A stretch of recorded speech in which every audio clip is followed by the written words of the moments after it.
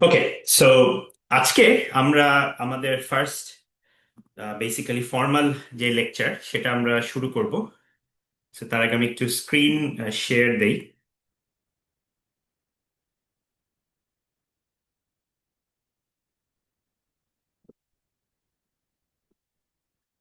আচ্ছা, আপনারা কি আমার স্ক্রিন দেখতে পাচ্ছেন?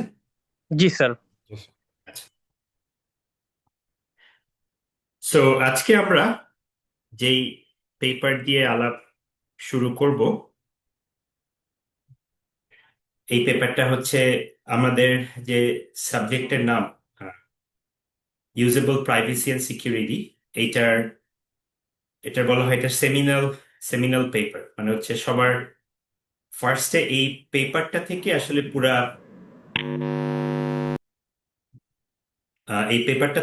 পুরা ডোমেইনটা আপনার ক্রিয়েট হয়েছে, মানে usable privacy and security. So এই পেপারটা আসার আগে আপনার কেউ ইউজেবিলিটি নিয়ে খুব একটা আলাপ করতো না, মানে সাইবার সিকিউরিটির মানুষ সবাই মোটামুটি আপনার হচ্ছে যে মানে টেকনিক্যাল ব্যাপার বা আপনার সিস্টেম সিকিউরিটি, নেটওয়ার্ক সিকিউরিটি, এসব ব্যাপার নিয়ে আলাপ করতো বেশি আর কি, ক্রিপ্টোগ্রাফি। তো এই পেপারটা আমি আগের দিন বলছিলাম যে পেপারটা আপনারা যদি টাইম লাইনটা দেখেন, পেপারটা পাবলিশ হয়েছে 1989, সরি 1999, 1999 সালে। সো তখন থেকে বেসিক্যালি এই ইউজেবল প্রাইভেসি এন্ড সিকিউরিটি ফিল্ডটা শুরু হয়। তো এই পেপারে থিওরিটিক্যালি যে আর্গুমেন্টটা করা হয়েছে থিওরিটিক্যালি যে আর্গুমেন্টটা করা হয়েছে সেটা হচ্ছে যে তারা বলার চেষ্টা করতেছে যে দুই অথর, যে সাইবার সিকিউরিটি একটা ইউনিক এরিয়া, একটা ইউনিক ডোমেইন। যেমন আমি যদি সিম্পল উদাহরণ দেই, আপনি যদি সাইবার সিকিউরিটির সাথে কনস্ট্রাকশন ইঞ্জিনিয়ারিং বা সিভিল ইঞ্জিনিয়ারিং এর কথা চিন্তা করেন, সিভিল ইঞ্জিনিয়ারিং এ ইঞ্জিনিয়ারদের কাজটা আসলে কি?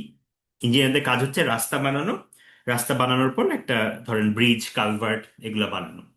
এগুলা বানানোর পর সিভিল ইঞ্জিনিয়াররা কিন্তু বেসিক্যালি একটা ওয়ার্নিং সাইন দিয়ে দেয়, তাই না, যে এই রাস্তায় 40 কিলোমিটারের বেশি গাড়ি চলা যাবে না।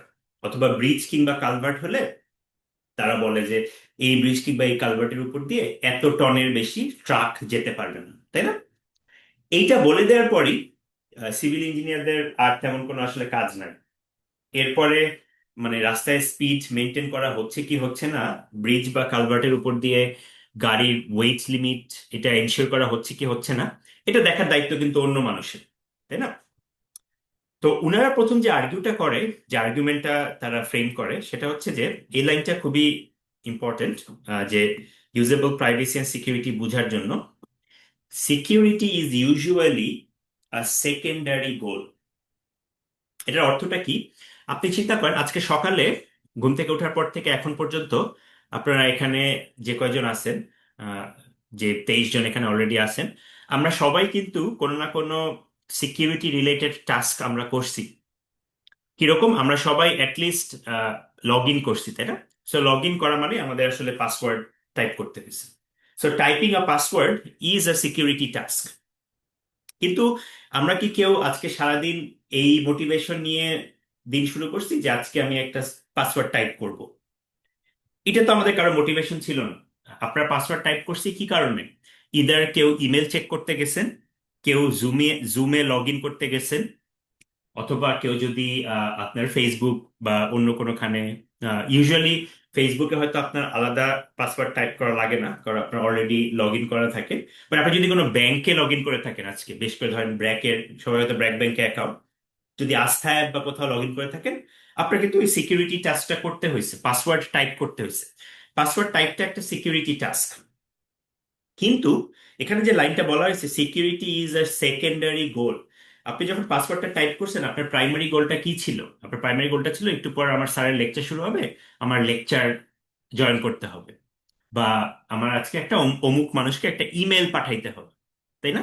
তো সবসময় ইউজুয়ালি কথাটা একটু মানে ইউজুয়ালি না বলে আমরা এখানে ক্লেম করতে পারি security is almost always a secondary গোল।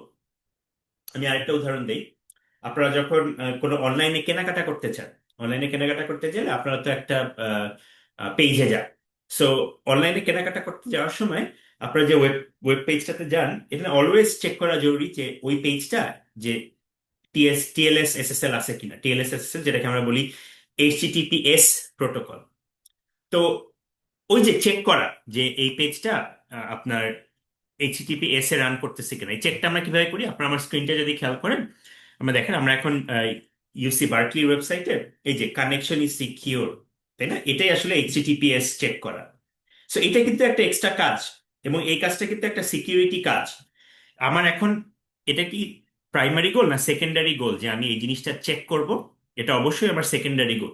কারণ আমার প্রাইমারি গোল হচ্ছে আমি এখন তাড়াতাড়ি এখানে ঢুকে আমি আপনাদের লেকচার দিব, তাই না? আরো উদাহরণ আছে, আমরা যে প্রতিদিন অ্যাকাউন্ট খুলি নতুন পেজে, অ্যাকাউন্ট খোলার সময় যে প্রাইভেসি পলিসি দেওয়া হয়, ওটা কি আমরা কেউ পড়ি? ওটা আমরা কেউ পড়ি না। ওইটাও কিন্তু একটা সিকিউরিটি প্রাইভেসি টাস্ক। অথবা আপনারা যখন কোনো অ্যান্ড্রয়েড অ্যাপ ইনস্টল করেন, তখন অ্যাপের যে পারমিশন লিস্ট রিভিউ করতে হবে। ধরেন কোনো একটা অ্যাপ, সেই অ্যাপটা কিন্তু আপনার কল লিস্ট অ্যাক্সেস করার পারমিশনের কোনো দরকার নেই, বাট সেই অ্যাপটা হয়তো ওই যে আপনার প্রাইভেসি ইয়ে করার জন্য সে আপনার কল লিস্টেরও অ্যাক্সেস চাচ্ছে। হ্যাঁ, তো এই জিনিসটা রিভিউ করা হয়, তো আমরা কি সেটা ঠিকমতো রিভিউ করি? তো এই যে প্রবলেমটা, এটাকে আমি যে আগের উদাহরণটা দিলাম কনস্ট্রাকশন ইঞ্জিনিয়ারিং এ, যে কনস্ট্রাকশন ইঞ্জিনিয়ারিং এ স্পিড লিমিট দেখা বা আপনার হচ্ছে ওই যে রাস্তার ধারে যে ওয়ার্নিং সাইন গুলা দেখা, এটা কিন্তু অলমোস্ট আমাদের প্রাইমারি গোল। কারণ আমরা প্রাইমারি গোলটা হচ্ছে কি, আমি ড্রাইভ করতেছি, ড্রাইভ করার সময় একটা প্রাইমারি গোল হচ্ছে আমার ড্রাইভে রাস্তার যত ওয়ার্নিং সাইন আছে সব ওয়ার্নিং সাইন আমি দেখবো, এবং এটা কিন্তু part of your driving experience. But cyber সিকিউরিটির ক্ষেত্রে almost always security is a secondary goal. ওই যে বললাম আপনি হয়তো আমি এখন এই লেকচারটা ইয়ে করার জন্য আমি আমার কম্পিউটারে লগ ইন করতেছি। So, আমি লগ ইন করার সময় কিন্তু আমি ওইভাবে ফোকাস করতেছি না সিকিউরিটির উপর, কারণ সিকিউরিটি ইজ এ সেকেন্ডারি গোল। আমার কাঁধের পিছন দিয়ে কেউ কি আমার পাসওয়ার্ডটা দেখে ফেলতেছে কিনা আমি যখন কিবোর্ডে টাইপ করতেছি, ওইটা কিন্তু ইউজার অনেক সময় খেয়াল করেন। সো এই কারণে এটাকে বলা হচ্ছে দ্য আনমোটিভেটেড ইউজার প্রপার্টি, এবং এই প্রপার্টিটা কিন্তু অন্য এরিয়াতে কম। ওকে, সো এটা হচ্ছে সাইবার সিকিউরিটির আর ইউজেবল প্রাইভেসি এন্ড সিকিউরিটির প্রথম চ্যালেঞ্জ।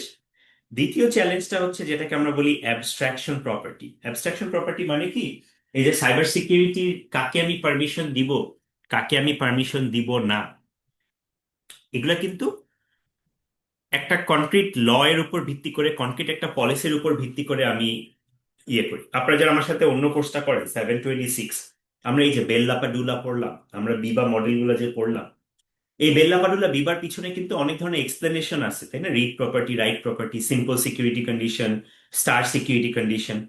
সো এখানে ওই কথাই বলা হয়েছে যে computer security management often involve security policies, and policies are systems of abstract rules for deciding whether to grant access or not.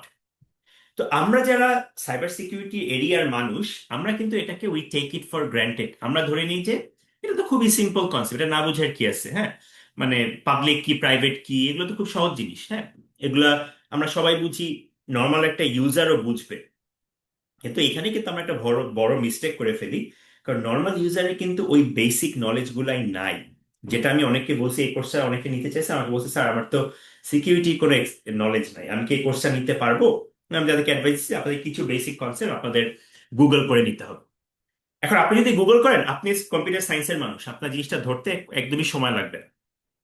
বা চিন্তা করেন একজন non computer science, maybe a law major or maybe an English major or maybe somebody who is not college or university educated, তাই না?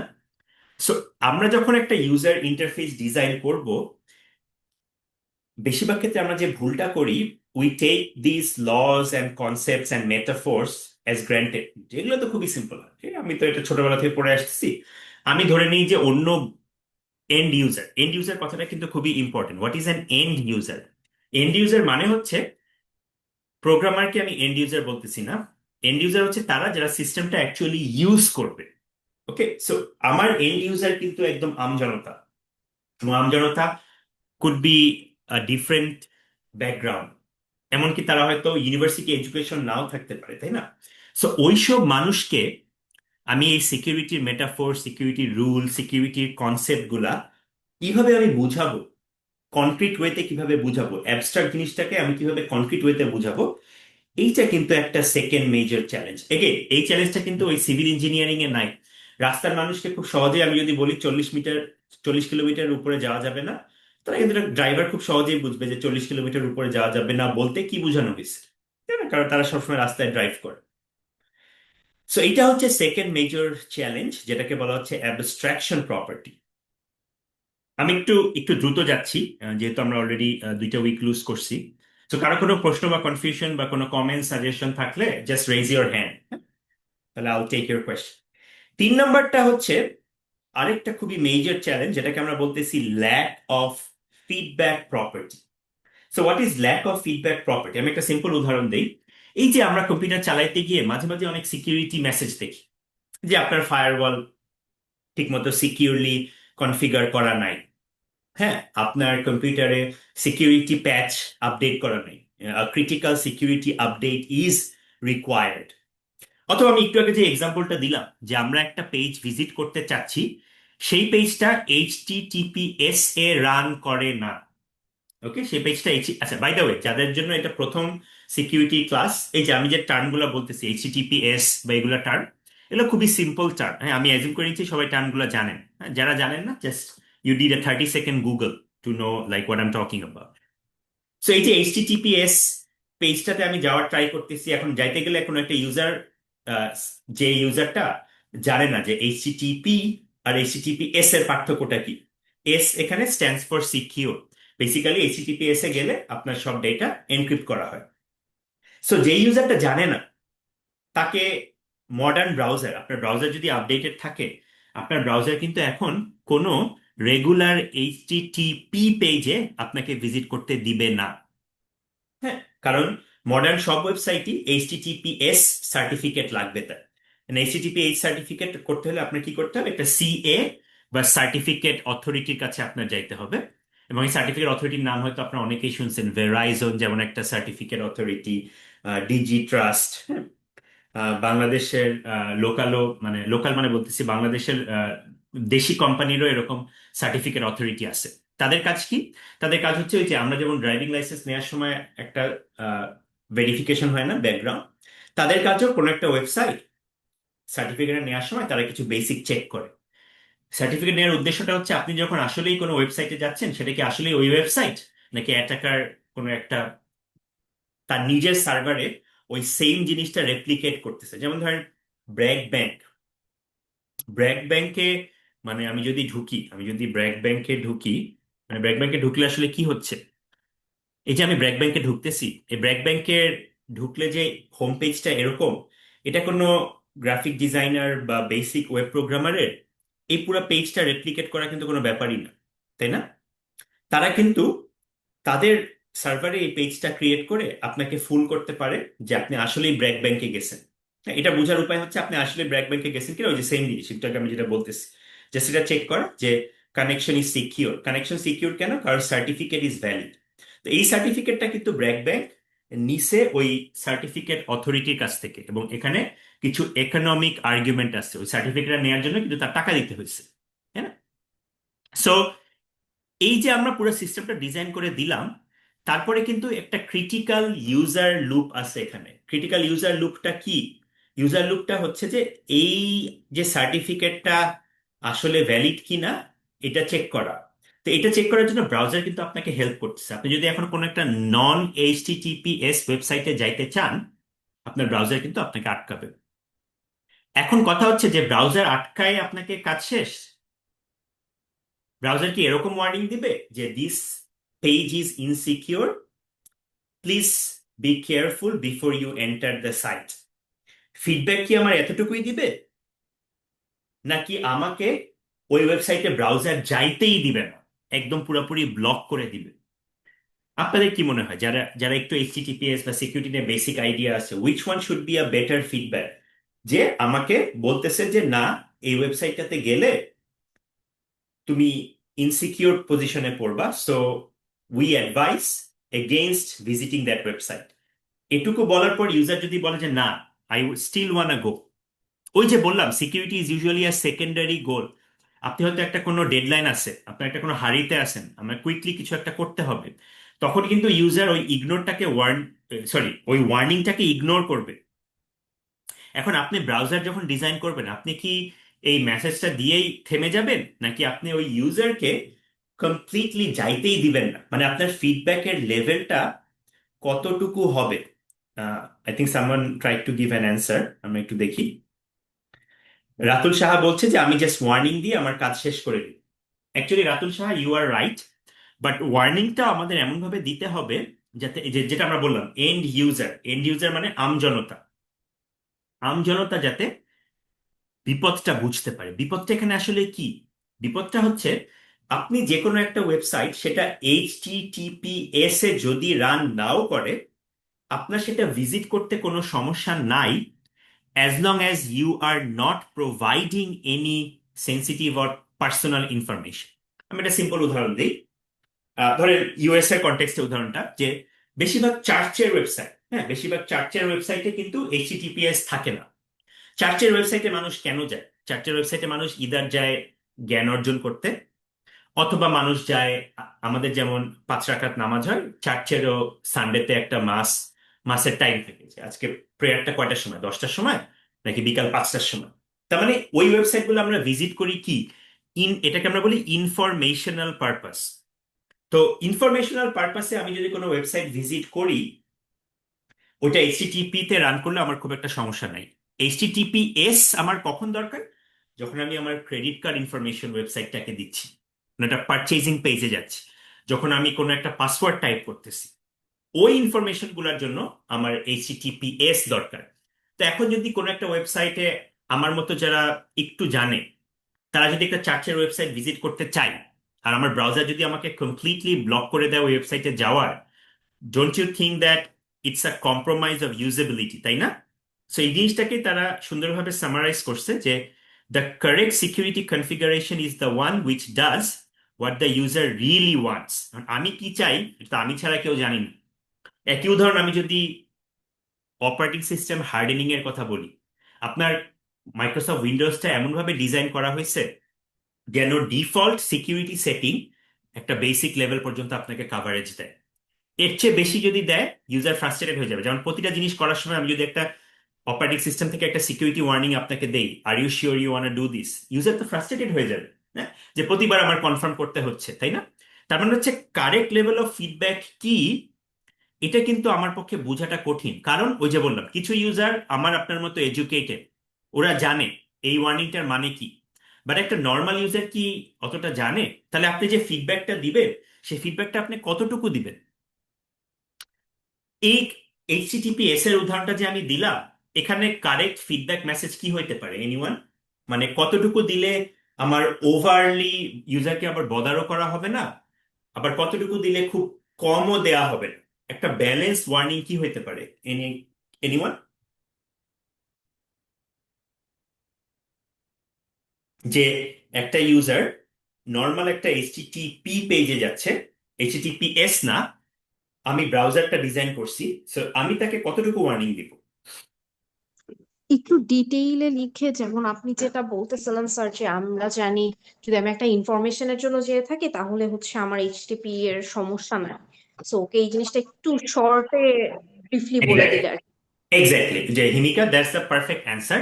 এখন এটা করতে গিয়ে আমি যদি আবার ওভার ইলাবোরেট করা শুরু করে দিই, ওভার ইলাবোরেট হচ্ছে যে, আপনারা যারা আমার সাথে নেটওয়ার্ক কোর্স করছেন তারা এইচটিটিপিএস নিয়ে আমরা অনেক পড়ালেখা করছি, যে এইচটিটিপিএস এ 8টা স্টেপ আছে। হ্যাঁ, ওখানে pre master secret key generate করা হয়, ওটা combination of symmetric and asymmetric encryption.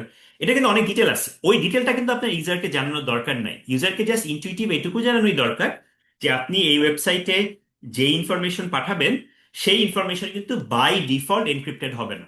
আবার এনক্রিপ্ট কথাটাও কিন্তু টেকনিক্যাল, তাই না? সো আমরা এনক্রিপ্ট কথাটা কিন্তু এখানে ইউজ করতে পারবো না। হ্যাঁ, সো আমাদেরকে একটা মিডল গ্রাউন্ডে একটা ওয়ার্নিং দিতে হবে, যে এই ওয়েবসাইটে আপনি যদি আপনার ক্রেডিট কার্ড বা পাসওয়ার্ডের মতো সেন্সিটিভ জিনিস টাইপ করেন, সেই সেন্সিটিভ জিনিসগুলা ইনসিকিউর থাকবে। জাস্ট ইনসিকিউর কথাটা কিন্তু সবাই বুঝবে। সো এই যে কারেক্ট ফিডব্যাক দেয়াটা, এটা কিন্তু একটা মেজর চ্যালেঞ্জ। আমরা যদি আমাদের পুরানো অ্যানালজিতে চলে যাই, সিভিল ইঞ্জিনিয়ারিং এ এই চ্যালেঞ্জটা নাই, তারা সিম্পলি বললেই বুঝবে 40-এর উপরে যাওয়া যাবে না, বা 80 টনের উপর গাড়ি চালানো যাবে না। যদি এটা না করে কি হবে, এটা কিন্তু ড্রাইভার অটোমেটিক্যালি জানে, it's a matter of life and death, তাই না? যে 80-র উপর জ্বালাইলে গেলে ওই ব্রিজটা ধসে যাইতে পারে। সো ওইখানে কিন্তু ওভার ইলাবোরেশনের কোনো দরকার নাই। বাট সাইবার সিকিউরিটিটা কিন্তু ওই যে কারেক্ট ফিডব্যাক, কারণ ফিডব্যাক বেশি বড় হয়ে গেলে it's a compromise of usability. আমরা আজকেই পরে দেখব যে ইউজেবিলিটির একটা মেট্রিক হচ্ছে টাইম, কত দ্রুত করা যায়। সো প্রথম তিনটা প্রপার্টি কি সবার কাছে ক্লিয়ার?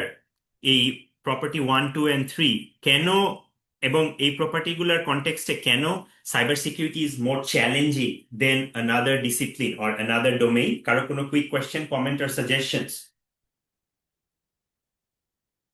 আচ্ছা,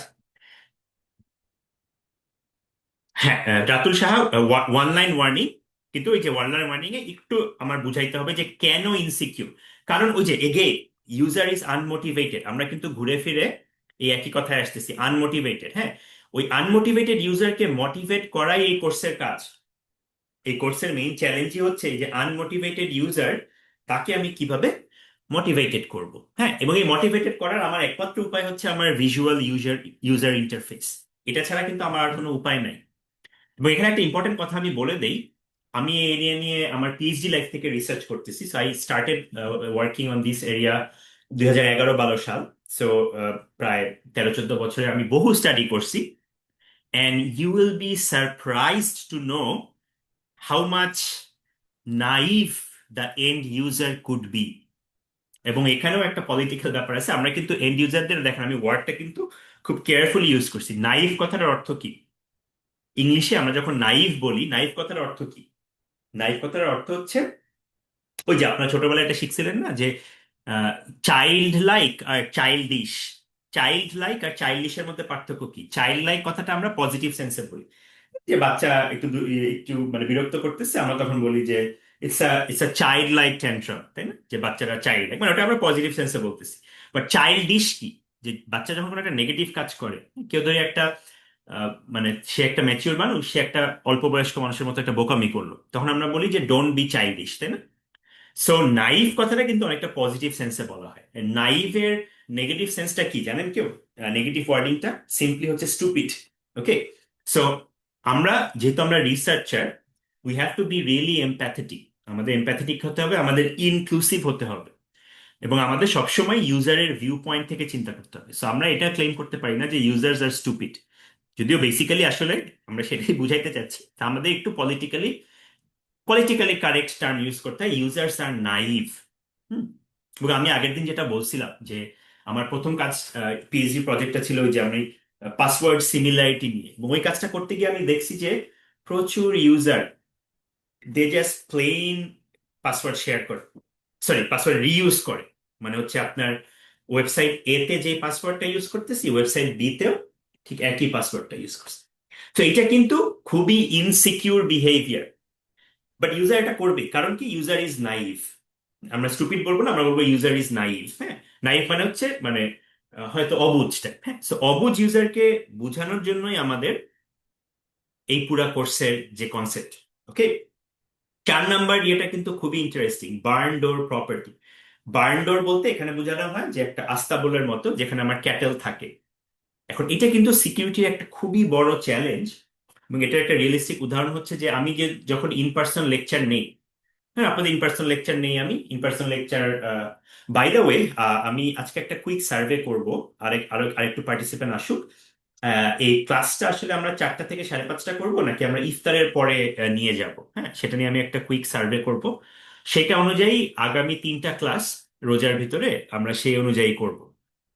তো আমরা যখন ইন পার্সন ক্লাস করতাম, তো তখন হচ্ছে যে ধরেন আমি 6টা থেকে, সরি 7টা থেকে ধরেন 8:30 ক্লাস নেই, বা 6:30 থেকে 8টা। তো 8টার সময় আমি ক্লাস শেষ করলাম। 8টার সময় ক্লাস শেষ করে সারাদিন আমার সকালে একটা আন্ডারগ্রেড ক্লাস থাকে দুপুরে। তো সারাদিন ক্লাস ক্লাস নিয়ে আমি 8টার সময় ক্লাস শেষ করে আমি কাইন্ড অফ টায়ার্ড। হ্যাঁ, সো আমি আমার আমার যে ডেস্কটপ কম্পিউটারটা ক্লাসে থাকে, যেখানে ফ্যাকাল্টিরা যে কম্পিউটারটা ইউজ করে, সেখানে আমি সাইন অফ না করেই আমি বের হয়ে গেলাম। হ্যাঁ, হয়তো আপনাদের কারোর সাথে রিসার্চ নিয়ে কথা বলতে বলতে, আমি ক্লাসের শেষে অনেকের সাথে আলাপ করি, কথা বলতে বলতে চলে গেলাম, আমার কম্পিউটারটা আমি সাইন অফ করলাম না। এবং ওইখানে কিন্তু প্রবাবলি আমার ইমেলের মধ্যেও লগ ইন করা আছে। ঠিক আছে, আমি ক্লাস নেওয়ার জন্য হয়তো ইমেলে ঢুকছিলাম। সো আমার কম্পিউটার ডেস্কটা কিন্তু পুরোপুরি ইনসিকিউর হয়ে গেল। তা আমি কারোর সাথে রিসার্চ নিয়ে আলাপ করতে করতে আমি যখন এসকালেটরের কাছে আসলাম, এসকালেটরের কাছে এসে আমার মনে হলো আয় হ্যাঁ, আমি তো সাইন অফ করি নাই।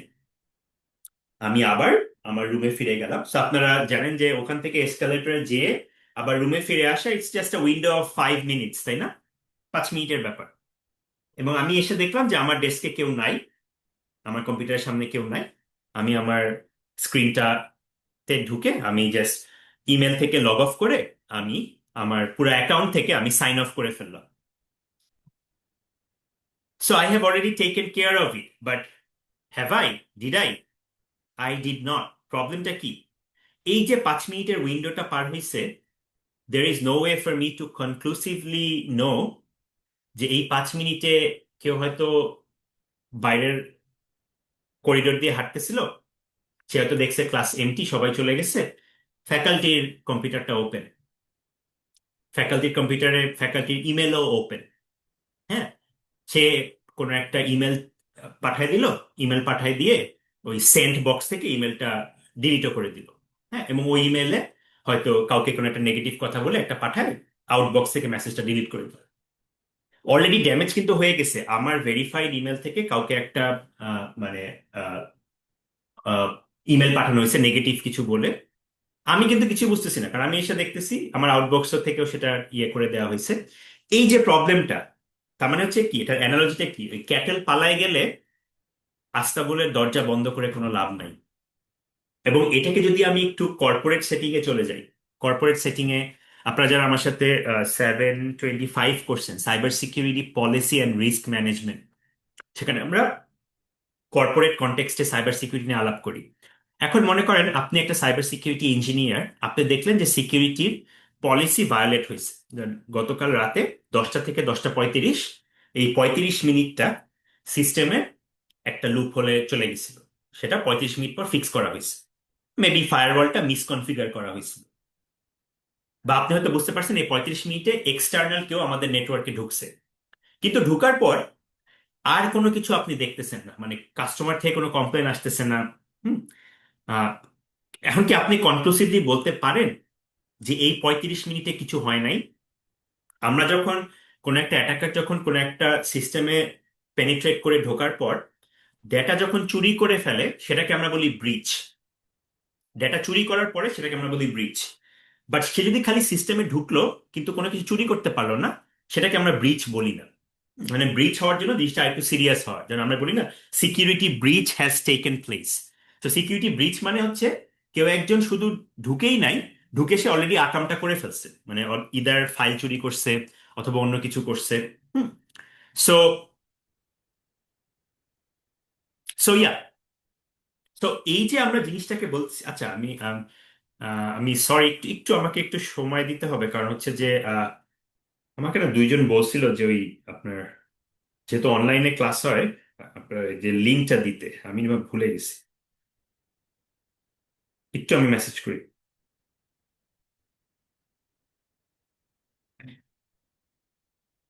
আচ্ছা, এই যে এখন আমি তো আসলে জানি না, কারণ কাস্টমারের কাছ থেকে আমার কোনো কমপ্লেইন নাই। তাহলে পরের দিন সকালবেলা আমি কি আমার সব কাস্টমারকে একটা ইমেল পাঠাবো যে, ডিয়ার কাস্টমার, গতকাল রাত 10টা 30 থেকে 10টা 35-এর মধ্যে our system entered into an insecure stage, but there is no evidence of any breach happened, so you should be, you shouldn't worry about it.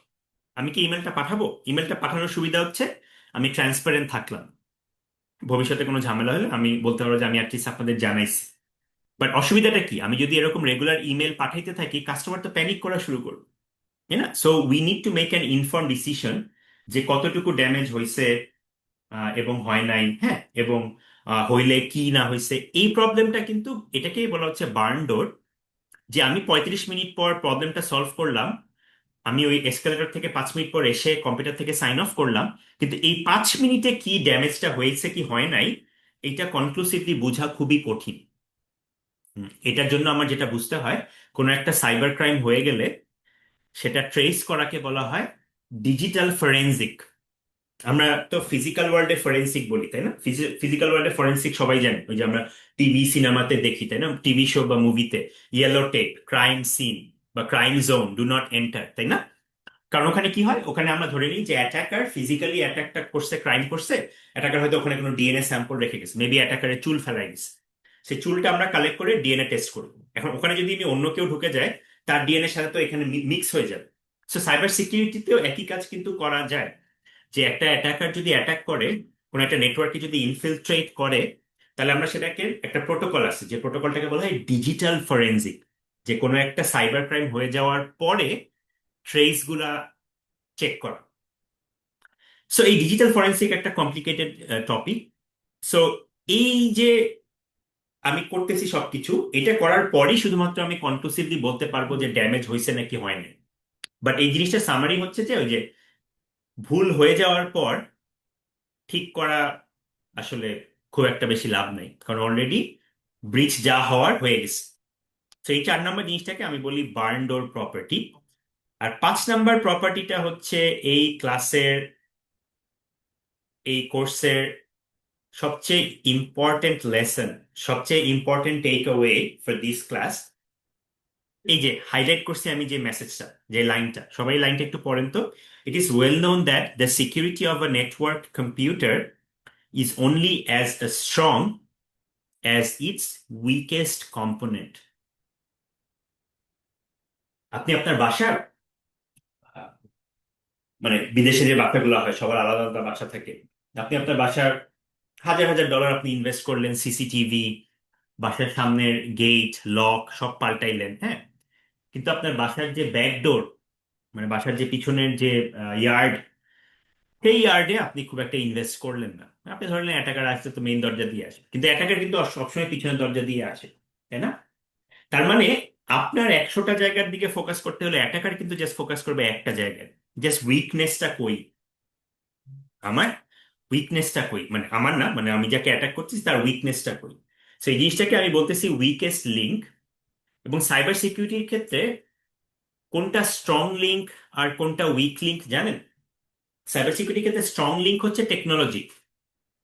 কেন? কারণ টেকনোলজি বলতে আমরা বুঝি ক্রিপ্টোগ্রাফি, আমরা বুঝি সিস্টেম সিকিউরিটি, আমরা বুঝি নেটওয়ার্ক সিকিউরিটি। আমার ক্রিপ্টোগ্রাফি, আমি কি সবচেয়ে ভালো অ্যালগোরিদমটা ইমপ্লিমেন্ট করছি কিনা, আমি কি ফায়ারওয়াল ইনস্টল করছি কিনা, হ্যাঁ, আমার পাসওয়ার্ড পলিসি কি স্ট্রং এনাফ কিনা, হুম, আমার অ্যান্টিভাইরাস ঠিক মতো আছে কিনা। অ্যান্টিভাইরাস যদিও খুবই ওভার রেটেড, অ্যান্টিভাইরাস নিয়ে আমরা ফিউচার একটা লেকচারে ডিটেল আলাপ করব। যে বেশিরভাগ এন্ড ইউজার, তারা ভাবে আমার কম্পিউটার অ্যান্টিভাইরাস আছে, আমি গুড, আমার আর কিছু চিন্তা করার দরকার না, আমি যেই লিঙ্ক ইচ্ছা ক্লিক করতে পারি। ওই যে মানে ভুল লিঙ্কে আমি ক্লিক করতে গেলে অ্যান্টিভাইরাস তো আমাকে ইয়ে করে দিবে। বাট এটা হচ্ছে একটা সবচেয়ে one of the biggest problem, যে antivirus is very very much overrated. হ্যাঁ, আমরা অ্যান্টিভাইরাসকে খুব বেশি গুরুত্ব দিই। অ্যান্টিভাইরাসের আসলে অনেক উইকনেস আছে, যেটা আমরা পরে আলাপ করব। তো এগুলা কিন্তু হচ্ছে সব টেকনিক্যাল সাইড থেকে, কিন্তু সাইবার সিকিউরিটি খুবই স্ট্রং টেকনিক্যাল সাইড থেকে। মানে আমি যদি একটা অ্যানালজি দেই, যে আপনারা সবাই হয়তো RSA এনক্রিপশন প্রোটোকলের নাম শুনছেন। RSA খুবই খুবই ফেমাস প্রোটোকল, হ্যাঁ।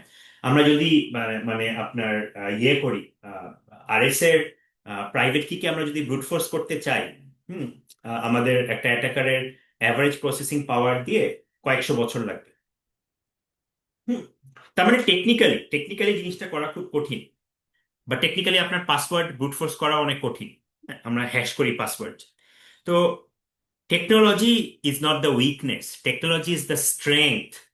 ঠিক আছে? তাহলে উইকনেসটা কি? উইকনেসটা হচ্ছে ইউজার, হিউম্যান। ওকে। সো এই কোর্সের মেইন টেক অ্যাওয়ে হচ্ছে এই ফার্স্ট লাইনটা, যে security of a network computer is only as strong as its weakest component.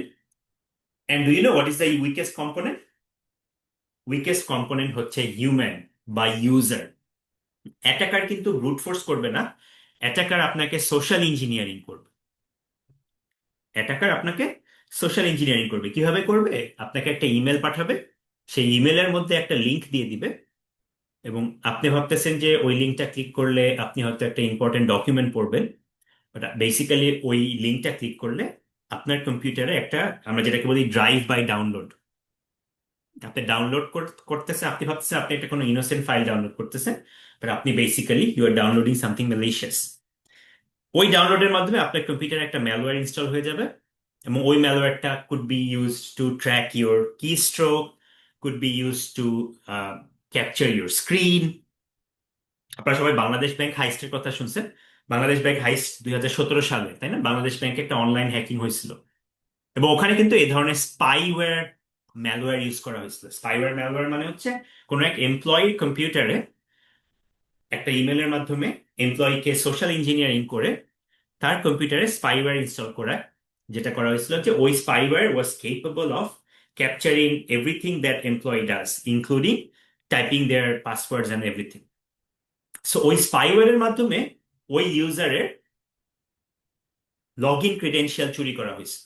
এবং লগ ইন ক্রিডেন্সিয়াল, আমরা জানি যে আমরা যদি এক দেশ থেকে আরেক দেশে টাকা পাঠাইতে চাই ব্যাংকের মাধ্যমে, তাহলে যে পেমেন্ট গেটওয়েটা বা মেকানিজমটা ইউজ করা, এটাকে বলা হয় সুইফট সিস্টেম। আপনারা যারা বিদেশে কখনো ওয়ার ট্রান্সফার করছেন, একটা সুইফট কোড দিতে হয়, তাই না? প্রত্যেকটা ব্যাংকের একটা সুইফট কোড থাকে।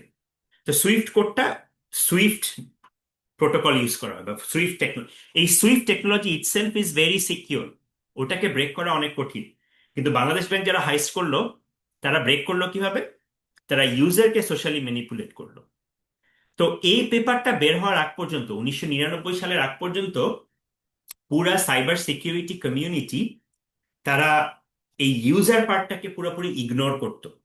কিন্তু এই পেপারটা বলল, ফার্স্টে থিওরিটিক্যালি এই 5টা আর্গুমেন্ট দিয়ে তারা বোঝানোর চেষ্টা করলো যে দেখো, আমার অলরেডি সফটওয়্যার ইঞ্জিনিয়ারিং বা হিউম্যান কম্পিউটার ইন্টারাকশন একটা অলরেডি এরিয়া আমার আছে, যেই এরিয়াতে সবাইকে শেখানো হয় কিভাবে তুমি ইউজার ইন্টারফেস ডিজাইন করবা।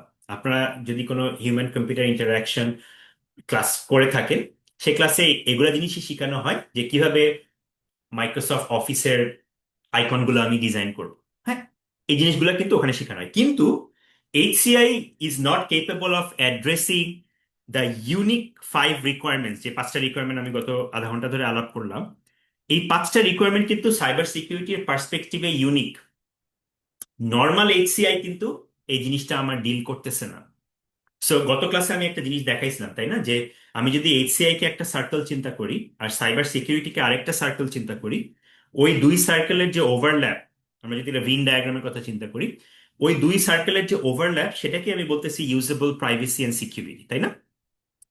সো 1999 সালে এই পেপারটা যখন ফার্স্ট বের হলো, তখন সিকিউরিটি কমিউনিটি অ্যাগ্রি করলো এই মেসেজটার সাথে, এই যে আমি যে হাইলাইট করছি, যে উইকেস্ট লিঙ্কটাই সবচেয়ে ইম্পর্টেন্ট, এবং weakest link is not technology, weakest link is human, us, end user. Okay, যাদের সাইবার সিকিউরিটি নিয়ে খুব বেশি জ্ঞান হয়তো নাই, বাট যারা এই সিস্টেমটার মেজর ইউজার, অ্যান্টিভাইরাসকে ইউজ করে, নর্মাল ইউজারই তো ইউজ করে বেশি, তাই না? সো 1999 সালে এই পেপারটা বের হলো। এরপরে আপনার ঠিক তার পরের বছরে আরেকটা খুব, আপনারা কি আমার স্ক্রিনটা দেখতে পাচ্ছেন? জি স্যার। এই পেপারটা বের হলো 1999 সালে। ঠিক তার পরের বছরই, আমি যদি ভুল না করে থাকি, বা এই বছরই সম্ভবত এই পেপারটা বের হলো বছরের শুরুতে, আর এই পরের পেপারটা বের হলো আহ এই 99 এর লাস্টের দিকে প্রবাবলি। দেখেন, এটা very highly cited paper. So, এবং এই পেপারটা যে দুইজন রাইটার, অ্যাঞ্জেলা অ্যাডামস অ্যান্ড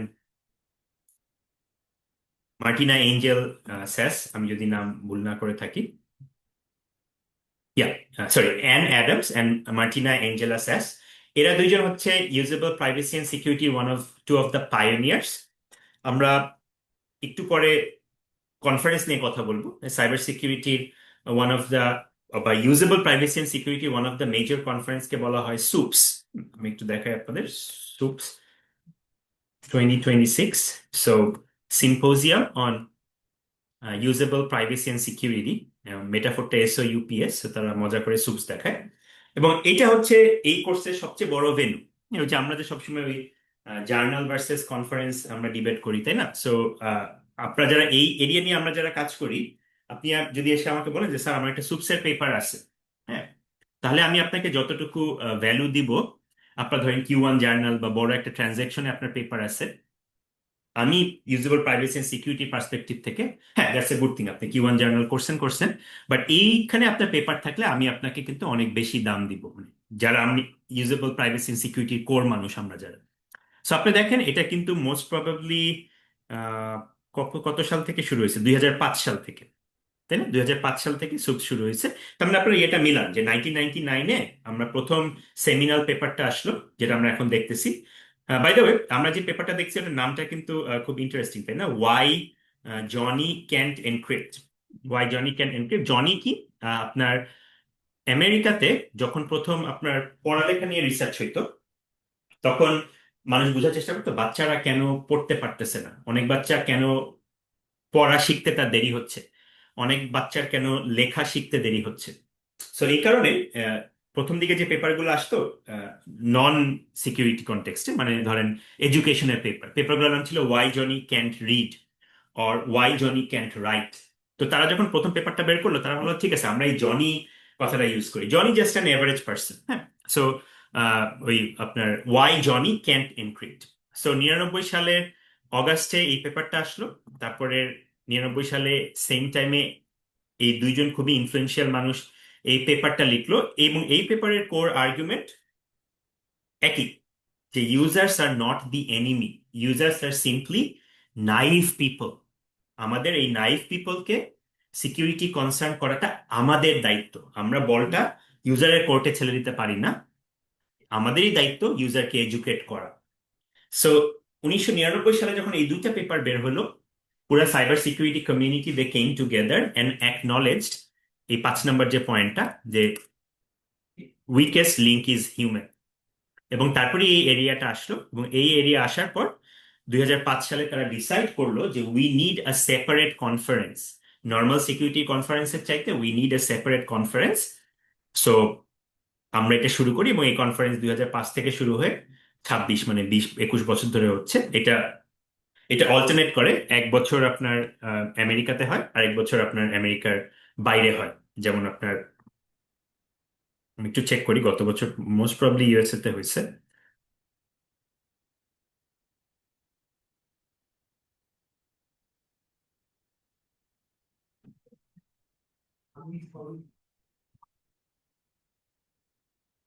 গত বছর এটা ওয়াশিংটনে ছিল, সিয়াটল। এবার হলো ইউরোপে হচ্ছে, জার্মানিতে। এগেন আমি ইচ্ছা করে জিনিসটা দেখাইলাম, যে স্টিল গত 20 বছর এটা কিন্তু পুরাপুরি একটা euro and US centric conference, তাই না? ওই যে আমি আগের দিন যে কথাগুলো বলতেছিলাম, যে আমাদের বাংলাদেশে কিছু unique privacy constraints and requirements আছে, হ্যাঁ, যেটা আসলে এই সুপস, হ্যাঁ I acknowledge the SOUPS is the best usable privacy and security. By the way, আপনারা যারা ওই যে আমরা কনফারেন্স র্যাঙ্কিং যারা দেখি, কোর কনফারেন্স র্যাঙ্কিং দেখি যে সাইটটা, সে কোরে ঢুকে আপনি কিন্তু দেখবেন যে সুপস মনে হয় এ স্টার না, it's N A conference. But আমরা জানি যে এখানে পাবলিশ করা কতটা কঠিন। সো ওই যে কনফারেন্স জার্নালের যে ডিবেটটা, সেই ডিবেটটা আমরা শুরুতেই সবাইকে বলি যে কনফারেন্স ভালো না জার্নাল ভালো, এই ডিবেটটা সবচেয়ে ভালো হচ্ছে জাস্ট গো অ্যান্ড আস্ক ওই এরিয়ার মানুষ। যেমন আমি ইউজেবল প্রাইভেসি নিয়ে কাজ করি, আমাকে এসে জিজ্ঞেস করেন স্যার কোনটা ভালো ইউজেবল প্রাইভেসি এন্ড সিকিউরিটির জন্য। আমি যেমন কিন্তু এআইএমএল এ কোনটা ভালো সেটা আমি বলতে পারবো না, আমি ইউজেবল প্রাইভেসি এন্ড সিকিউরিটি কোনটা ভালো সেটা আমি বলতে পারবো। So, দেখেন যে 20 বছর হয়ে গেল, মানে সুপসের আমি ক্রিটিসাইজও করি যে 20 বছরে এরা কিন্তু এই ইউএস আর ইউরোপের বাইরে থেকে বের হইতে পারলো না। এরা এখন পর্যন্ত আপনার মানে ইয়ে তো দূরের কথা, মানে আফ্রিকা দূরের কথা, এশিয়াতেও এখন পর্যন্ত আমার জানার মধ্যে কোনো সুপস হয়নি। ওকে, সো এই কারণে আমরা যেটা করি, যে আরেকটা কমিউনিটি আছে, আমি একটু আগে বলছিলাম না এইচসিআই, তাই না? সো এইচসিআই যে কমিউনিটি, এইচসিআই কমিউনিটির সবচেয়ে বড় কনফারেন্স হচ্ছে কাই। সো এইচসিআই এর তো অনেকগুলো এরিয়া আছে। সো আমি যদি লাস্ট কাইয়ের কল ফর পেপারটা আপনাদের দেখাই, আপনি দেখবেন যে কাইয়ের এটা হচ্ছে ওভারঅল হিউম্যান কম্পিউটার। কাইকে যদি আপনি কোর ডেটাবেসে সার্চ দেন, কাই হচ্ছে এ স্টার মানে হাইয়েস্ট। সো এই কাইতে আপনি যখন আমি আপনাকে যদি একটু দেখাই যে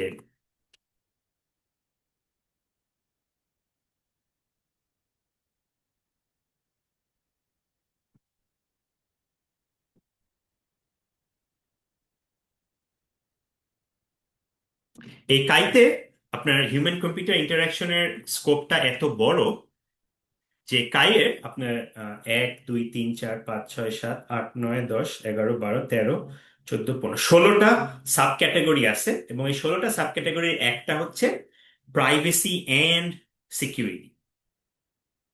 হ্যাঁ, আর আরেকটা সাব ক্যাটাগরি আছে যেখানে আমরা বেশি কাজ দেই, সেটাকে বলা হচ্ছে স্পেসিফিক অ্যাপ্লিকেশন এরিয়াস। তো ওই যে যেটা বললাম যে সুপসে এখন খুব বেশি ইউএস আর ইউরোপ সেন্ট্রিক।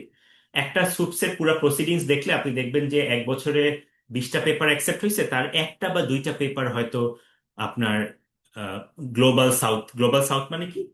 গ্লোবাল সাউথ বলতে থার্ড ওয়ার্ল্ড কান্ট্রিগুলোকে গ্লোবাল সাউথ বলে। আপনি হয়তো দেখবেন একটা বা দুইটা পেপার গ্লোবাল সাউথে কাজ।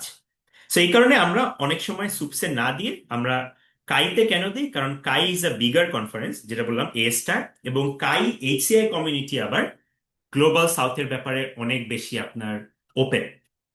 হ্যাঁ, সো আমার প্রাইভেসির কাজ, আমার যদি কাজটা আমি বাংলাদেশের কন্টেক্সটে করি, আমি হয়তো সুপসে দিব না, আমি হয়তো কাইতে দিব। বাট আমার কাজটা যদি বাংলাদেশ কন্টেক্সট না থাকে, আমি যদি মনে করেন একটা গ্লোবাল সার্ভে করতেছি, গ্লোবাল সার্ভে যেখানে আমি সব দেশ থেকে ডাটা নিলাম, তখন আমি হয়তো সুপসে দিব। ওকে, সো সুপস আর কাইয়ের পরে যেই আরেকটা ইম্পর্টেন্ট কনফারেন্স আছে সেটাকে আমরা বলি সিএসসিডাব্লিউ। সিএসসিডাব্লিউ হচ্ছে কাই এর পরে এইচসিআই এর second biggest conference. Okay, CSCW, computer supported collaborative workshop, sorry, collaborative workshop না। এবং সিএসসিডাব্লিউ আপনার কাইয়ের মতোই প্রেস্টিজিয়াস, কাই সবচেয়ে বড়, সিএসসিডাব্লিউ এর কম। So it's another good venue আপনার কাজ যদি বাংলাদেশ নিয়ে হয়। আমি কনফারেন্সগুলো এই কারণে ডিটেল বলতেছি যে আপনারা যখন আপনাদের টার্ম পেপারের প্রপোজালটা লিখবেন, which has to be a research proposal, আপনারা এই কনফারেন্সগুলোর পেপার পড়বেন। হ্যাঁ, কারণ আমি পার্সোনালি আসলে কোয়ান্টিটির চাইতে কোয়ালিটিকে বেশি আমরা প্রেফার করি। মানে আমরা ভালো জায়গায় দেওয়ার চেষ্টা করব। হ্যাঁ, আপনার কাজ যদি মনে হয় যে আচ্ছা ঠিক আছে, আমার কাজটা অত বেশি রিগোরাস হয় নাই, আমি হয়তো ইন্টারন্যাশনাল কাইটাইতে হবে না, দেন লেটস গো ফর, আমরা যদি লোকাল কনফারেন্সে যাই, let's go for a good one. Local কনফারেন্সের মধ্যে আপনারা হয়তো তার নামটা জানি কি, এনসিস। আমি কখনো এনসিস এ দেই নাই, বাট আমি শুনছি এনসিস ইজ গুড। NSYS। আমি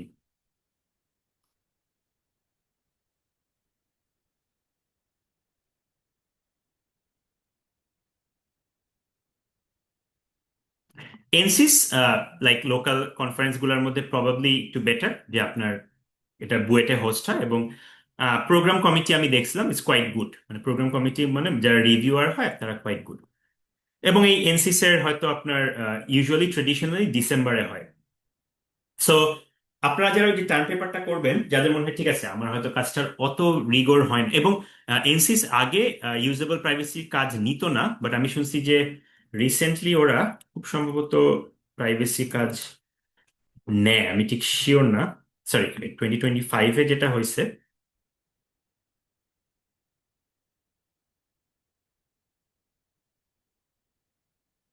সম্ভবত প্রাইভেসি, ইউজেবল প্রাইভেসি সিকিউরিটি দুই একটা কাজ মনে হয় আছে, আমি যদি দেখি।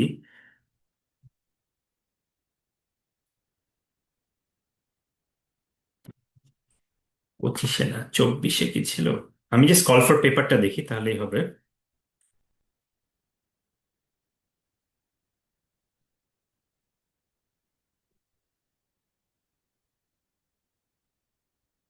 হ্যাঁ, আমরা সিস্টেম সিকিউরিটি, কম্পিউটিং সিস্টেম, লো পাওয়ার সিস্টেম। আচ্ছা, তারা মানে ইউজেবল প্রাইভেসি সিকিউরিটি আলাদা বলে নাই, বাট এইচসিআই বলছে হিউম্যান কম্পিউটার ইন্টারাকশন। আমি একটু সার্চ করি যে ইউজেবল সিকিউরিটি। ও আচ্ছা, হ্যাঁ আছে, ইউজেবল সিকিউরিটি এন্ড প্রাইভেসি। দেখেন এই যে যে কথা আমি বলতেছিলাম যে সাইবার সিকিউরিটির অনেক পার্ট আছে। হ্যাঁ, অনেক পার্টের একটা পার্ট হচ্ছে এই যে ইউজেবল প্রাইভেসি সিকিউরিটি। সো আমি এই কারণেই দেখাইলাম যে আমাদের কারো কাজ যদি খুবই আমরা একটু অ্যাম্বিশাস হই, আমরা উই ক্যান গো ফর সিএসসিডাব্লিউ বা কাই বা সুপস। আমি মিস করছি শুধু প্রাইভেসি নিয়ে যে কাজ সেটা হচ্ছে পেটস। পেটস আর একটা ভালো কনফারেন্স, পেটস। পেটস হচ্ছে শুধুমাত্র প্রাইভেসি নিয়ে কাজ। মানে আপনার কাছে যদি প্রাইভেসি কম্পোনেন্ট থাকে, প্রাইভেসি এনহ্যান্সিং টেকনোলজি সিম্পোজিয়াম, এবং এই পেটসটাও এই সুপসের চেয়েও একটু পুরানো। Pets is a good conference. So আপনাদের কাছে যদি স্পেসিফিক্যালি প্রাইভেসি নিয়ে হয়, আপনারা পেটসে যাবেন।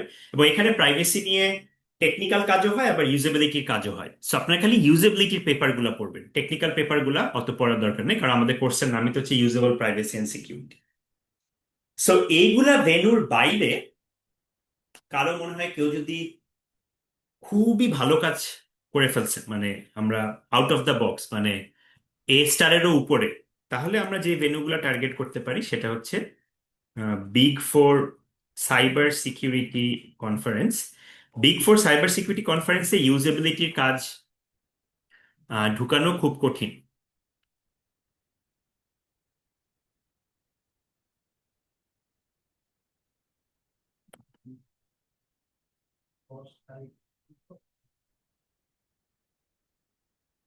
এই যে বিগ 4, হ্যাঁ, বিগ 4 প্রিমিয়ার টপ টিয়ার annual academic cyber security conference, মানে ওখানে ক্রিপ্টোগ্রাফিরও পেপার যায়, সিস্টেম সিকিউরিটির পেপারও যায়, আবার আপনার ইউজেবল প্রাইভেসি সিকিউরিটির পেপারও যায়, কিন্তু কম যায়, যেহেতু সব এরিয়ার পেপার ওরা অ্যাকসেপ্ট করতে হয়, তাই না? সো এই 4টা conference, IEEE SNP, Usenix security, NDSS আর CCS, এই 4টা হচ্ছে আমাদের কাজ যদি মনে হয় যে না খুবই ভালো কাজ আমরা করতে পারছি, তখন আমরা আসলে এই ভেন্যু টার্গেট করব। ঠিক আছে? তাহলে বুঝতে পারছেন যে আপনারা যখন পেপারগুলো পড়বেন, আমি চাই যে আপনারা ভালো পেপার পড়েন। সো আমরা মোট 8টা কনফারেন্সের নাম বললাম, তাই না? আমরা 8টা ভেন্যুর নাম বললাম, তো আমি এটা আপনাদের,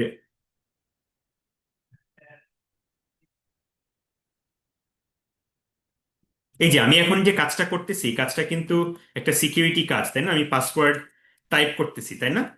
এখন এখানে যদি ভুল করে আমার শো পাসওয়ার্ডে চাপ পড়ে যায়, সবাই তোমার পাসওয়ার্ডটা দেখে ফেলবেন, তাই না? এই যে এই ব্যাপারটাই কিন্তু আনমোটিভেটেড ইউজার প্রপার্টি, যে শো পাসওয়ার্ডটা আমি এমন ভাবে রাখবো যেখানে এটা অ্যাক্সিডেন্টালি কারো যাতে ক্লিক না পড়ে যায়, কারণ এখানে একটা ক্লিক পড়ে যাওয়া মানে আপনার আপনাকে পাসওয়ার্ডটা দেখে ফেলবেন।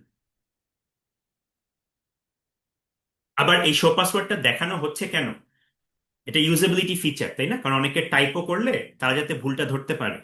সো এই কারণে আমি শুরুতে দেখাচ্ছি না, বাট কেউ যদি দেখতে চায় সে যেন ক্লিক করে দেখতে পারে। সো এই যে এই পুরো ব্যাপারটাই কিন্তু আপনার ট্রেড অফ, না? আমি আগের দিন বলছি যে ইউজেবিলিটি বাড়াইলে সিকিউরিটি কমে, সিকিউরিটি বাড়াইলে ইউজেবিলিটি কমে। আচ্ছা, আমি এই 8টা কনফারেন্সের নাম আপনাদের,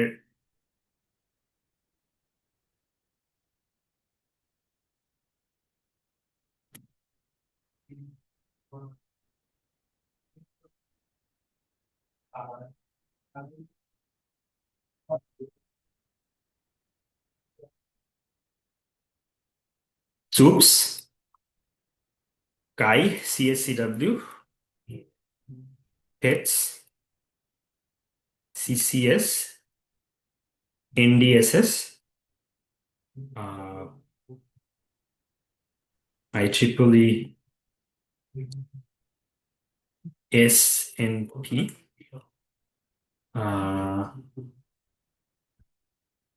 ইউজনিক সিকিউরিটি।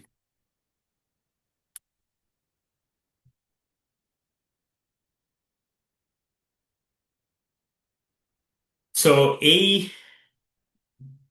1 2 3 4 5 6 7 8 9, হ্যাঁ, এই কয়টা কনফারেন্স আপনারা যখন কোনো পেপার খুঁজবেন, মানে পেপার পড়ার জন্য এই কনফারেন্স, আর যেটা বললাম যে বাকি এই সব কনফারেন্স গুলাতে, এগুলা কিন্তু সুপসের মতো শুধুমাত্র ইউজেবল প্রাইভেসি এন্ড সিকিউরিটির জন্য না। তো এখানে পেপারগুলো দেখার সময় আপনি খুঁজে দেখবেন ইউজেবল সিকিউরিটি ট্র্যাক কোনটা বা সিকিউরিটি প্রাইভেসি ট্র্যাক কোনটা, শুধু ওই পেপারগুলা এই কোর্সের জন্য রেলেভেন্ট। সো এই যে আমরা ভেন্যু নিয়ে আলাপ করলাম, কনফারেন্স নিয়ে কারো কোনো, আচ্ছা আচ্ছা, এটা যেটা বললাম যে তার মানে কি আপনাদের কাজটা যদি মোটামুটি হয়, আমরা হয়তো বছর শেষে NCC যেতে পারি। এবং যেটা বললাম যে আহ, আগের বছরগুলোতে তো আমি আসলে দেখা যাচ্ছে আমি অর্ধেক দেশে অর্ধেক বিদেশ, বাট এখন আমি দেশে যেহেতু চলে আসছি, সো আমরা আসলে কাজগুলো কন্টিনিউ করতে পারবো, কারণ আমার সাথে আপনারা যারা আগে 2 একটা কোর্স করছেন, ওই যে টার্ম পেপার লেখার পর ওইটা আসলে ফলো আপ করার খুব বেশি সুযোগ হয় নাই। তো এবার আমরা এটা করতে পারি, মানে আমরা যদি আপনার ইয়ে করতে পারি, এই যে কি বলে ভালো কাজ হয় আমরা টপ টিয়ারে যাব। আর যদি মনে হয় যে না, আমরা অত ইসে করতে, আমরা এনসিসে যাব। এনসিস লোকাল কনফারেন্স, কিন্তু খুব যে খারাপ তা না। সো আমাদের ডিসেম্বরে আমাদের deadline, so call for paper হয়তো আসবে September. So we can submit to to এনসিস। এখন আমাদের ফেব্রুয়ারি, রাইট? সো 4-5 মাস কাজ করলে আমাদের কাজটা এনসিসিও দিতে পারি। সো এটা হচ্ছে আপনার পার্সোনাল কাজের উপর, কাজ কত ভালো হয়েছে, আপনার অ্যাম্বিশন কতটুকু। আপনি যদি এখন একটা বড় টপ টিয়ার ইউনিভার্সিটিতে অ্যাডমিশন চান, you have to go for good publication, তাই না? আর আপনার যদি মনে হয় না আমার একদমই পেপার নাই, আমার কিছু পেপার তো করতে হবে, তখন উই কুড গো ফর এনসিস বা লোকাল কনফারেন্স। বা এই ধরনের কনফারেন্সে অনেকগুলা ওয়ার্ক ইন প্রগ্রেস থাকে বা শর্ট পেপার থাকে, that also could be an option. So এই কনফারেন্স ভেন্যু, জার্নাল, এগুলো নিয়ে কারো কোনো প্রশ্ন বা কিছু আছে?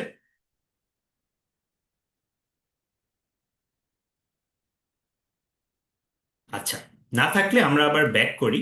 আচ্ছা, আরেকটা জিনিস আমি একটু বলি, এই প্রতি লেকচারে আমি কিছু সাপ্লিমেন্টারি পেপার দিব। What is a supplementary paper? Supplementary paper মানে হচ্ছে যে এই পেপারগুলো থেকে পরীক্ষায় কোনো প্রশ্ন আসবে না, বাট আপনি যদি এই এরিয়াতে ইন্টারেস্টেড হন এবং আপনি যদি এই এরিয়াতে ফিউচারে পিএইচডি করতে চান বা রিসার্চ করতে চান, এই পেপারগুলো পড়া থাকলে আপনার জন্য পিএইচডি ইন্টারভিউ বলেন বা যেটা বলেন সুবিধা হবে। কারণ এগুলো হচ্ছে এই এরিয়ার ক্লাসিক্যাল পেপার। সো প্রতি সপ্তাহে আমি এই ক্লাসিক্যাল পেপারগুলো আপলোড করে দিব, বাট ওগুলোকে আমি আলাদা করে বলবো সাপ্লিমেন্টারি পেপার। তো যেসব পেপারে সাপ্লিমেন্টারি কথাটা লেখা থাকবে সেটা হচ্ছে পরীক্ষার প্রশ্নের জন্য সেটা ইম্পর্টেন্ট না, বাট আপনার ডিপার নলেজের জন্য সেটা ইম্পর্টেন্ট। সো যারা জাস্ট পরীক্ষায় পাস, আমার অত রিসার্চের দরকার নাই, তারা ওটা না পড়লেও চলবে। বাট সাপ্লিমেন্টারি পেপারগুলো strongly recommended. But Johnny can't encrypt এটা কিন্তু সাপ্লিমেন্টারি না, এটা কিন্তু আমাদের এখান থেকে পরীক্ষার প্রশ্ন আসবে। কি টাইপের প্রশ্ন আসবে সেটা আমি পরে আলাপ করতেছি। বাট এই জনি ক্যান্ট এনক্রিপ্ট যখন আমি আপলোড করব ক্লাসরুমে, আমি কিন্তু ওটাকে সাপ্লিমেন্টারি বলবো না। সো এটা আপনারা একটু খেয়াল রাখবেন যে যেসব ম্যাটেরিয়ালে সাপ্লিমেন্টারি বলা নাই সেগুলা মাস্ট রিড, আর যেগুলোতে সাপ্লিমেন্টারি বলা আছে সেগুলো হচ্ছে অপশনাল রিড। আমার মনে হয় ইজিয়ার হয় অপশনাল রিডিং বলা, তাই না? So আমি অপশনাল রিডিং হিসেবে সেগুলোকে বলবো আর কি।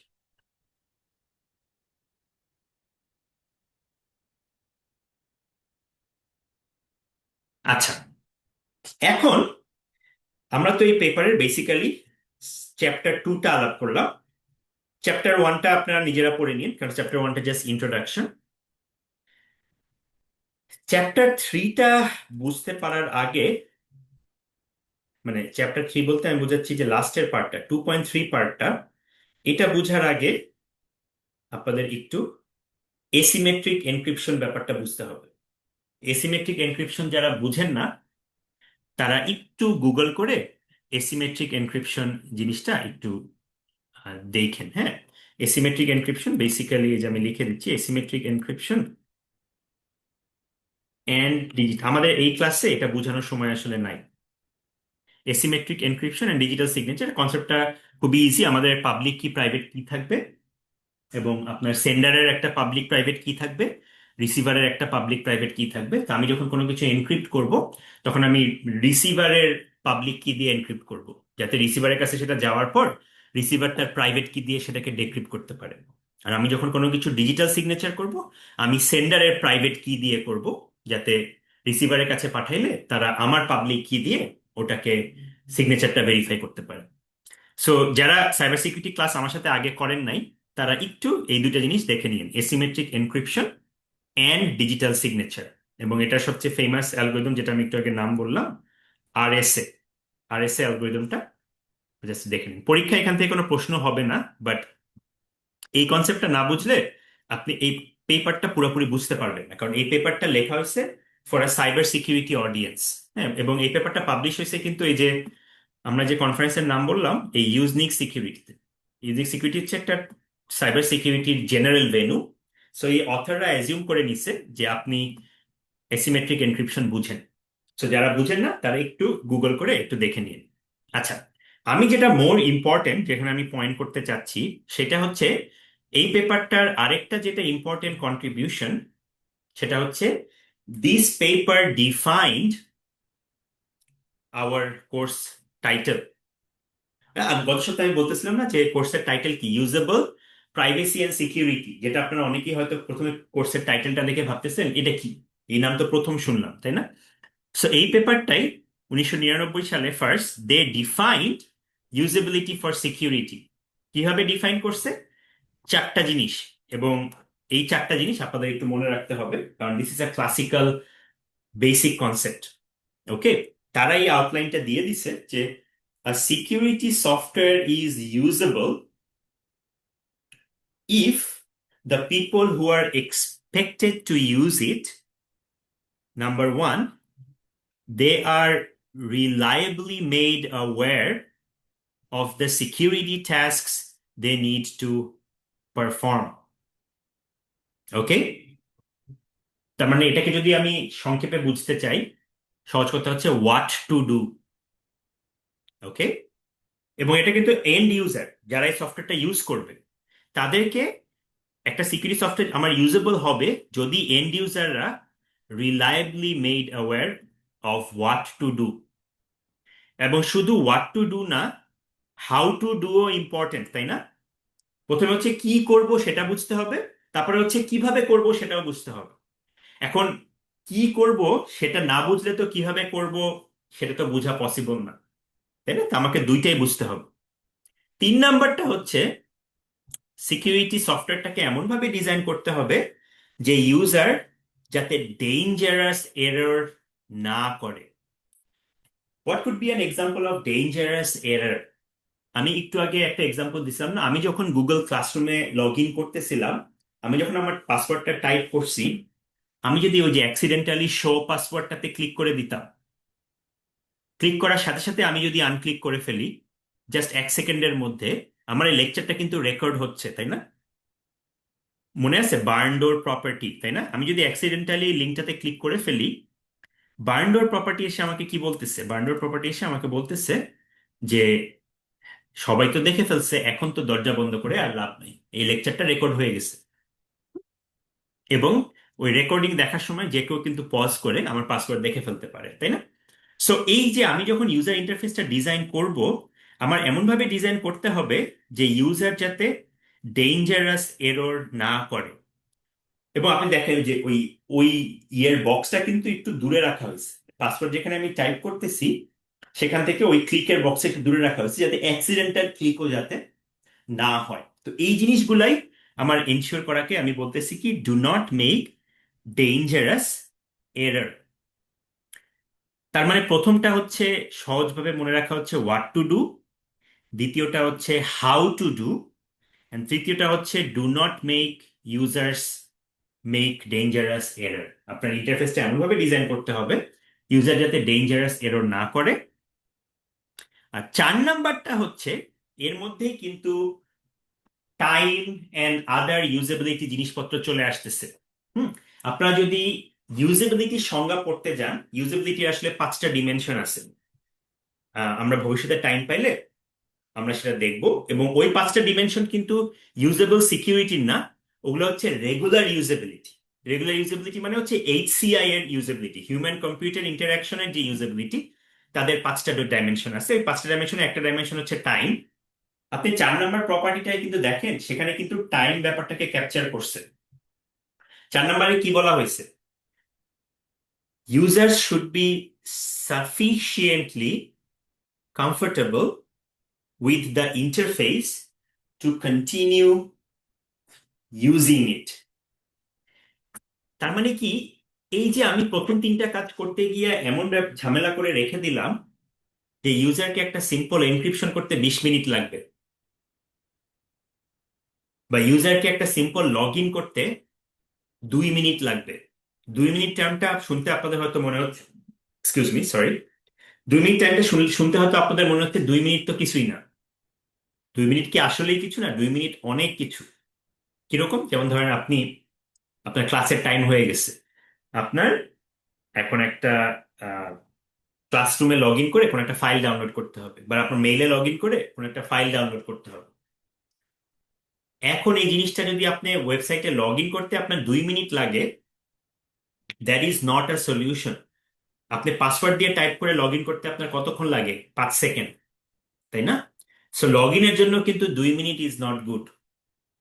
সো আপনি একটা সফটওয়্যার বানাইলেন, whether it's a software or an app or a website, সেখানে ইউজার এই 1 2 আর 3 করতে গিয়ে দেখলো যে তারা এতটাই সময় লেগে গেল যে they are not sufficiently comfortable to continue using it. তার মানে প্রথমবার হয়তো তারা আপনার সফটওয়্যারটা ইউজ করলো, পরের বার তারা বললো যা, এটা আমি আর ইউজ করবো না, কারণ এটা দিয়ে আমার লগ ইন করতে 2 মিনিট লাগতেছে, আমি এটা এটা দরকার নেই, আমি আমার পাসওয়ার্ডই ভালো, কারণ পাসওয়ার্ডে আমার লগ ইন করতে 5 সেকেন্ড লাগে। সো এই 4 নম্বরে আপনি দেখেন অনেক সাবজেক্টিভিটি চলে আসতেছে। সাবজেক্টিভিটি আর অবজেক্টিভিটির পার্থক্য কি? অবজেক্টিভ মানে হচ্ছে এটা পাত্র কাল স্থান ভ্যারি করবে না। আমার জন্য যেটা সত্য, চায়নার ইউজারের জন্য সেটা সত্য, আমেরিকার মানুষের জন্য সেটা সত্য। 1 2 আর 3, হ্যাঁ, একটু পরে আমরা দেখব যে 1 2 আর 3 কিন্তু কমপ্লিটলি অবজেক্টিভ। বাট 4 নম্বরটা সাবজেক্টিভ। কারণ কি? সাফিসিয়েন্ট কমফর্ট, এই মেজারটা এক একজনের কাছে এক এক রকম। আমার কাছে লগ ইনে 10 সেকেন্ডের বেশি লাগাটাই আমার জন্য আনকমফোর্টেবল। আপনি হয়তো 25 সেকেন্ড পর্যন্ত ওয়েট করতে রাজি আছেন, তৃতীয় একজন হয়তো 45 সেকেন্ড পর্যন্ত ওয়েট করতে রাজি আছে, চতুর্থ একজন হয়তো বলতেছে 1 মিনিট ঠিক আছে, 1 মিনিটের উপরে না হইলেই হলো, তাই না? তার মানে হচ্ছে কি, মানে জিনিসটা পুরোপুরি সাবজেক্টিভ। সো এই সাফিসিয়েন্ট কমফর্ট জিনিসটা কি, এইটা ইউজার কাল ভেদে ভিন্ন, এবং আমার ইউজারকে স্টাডি করে বুঝতে হবে যে সাফিসিয়েন্ট কমফর্টটা কি। So at this point I want to introduce the second optional reading. হ্যাঁ, আমি বললাম না যে আমাদের কিছু অপশনাল রিডিং দিব। সো আমি আগের দিন আপনাদের আমার পিএইচডির ফার্স্ট কাজটার কথা বলছিলাম। আজকে আপনাদের, সরি আমার নামের মিস স্পেলিং হয়ে গিয়েছে, আমি আপনাদের এখন আমার পিএইচডির সেকেন্ড কাজটা দেখাবো, এবং এটাও একটা অপশনাল রিডিং।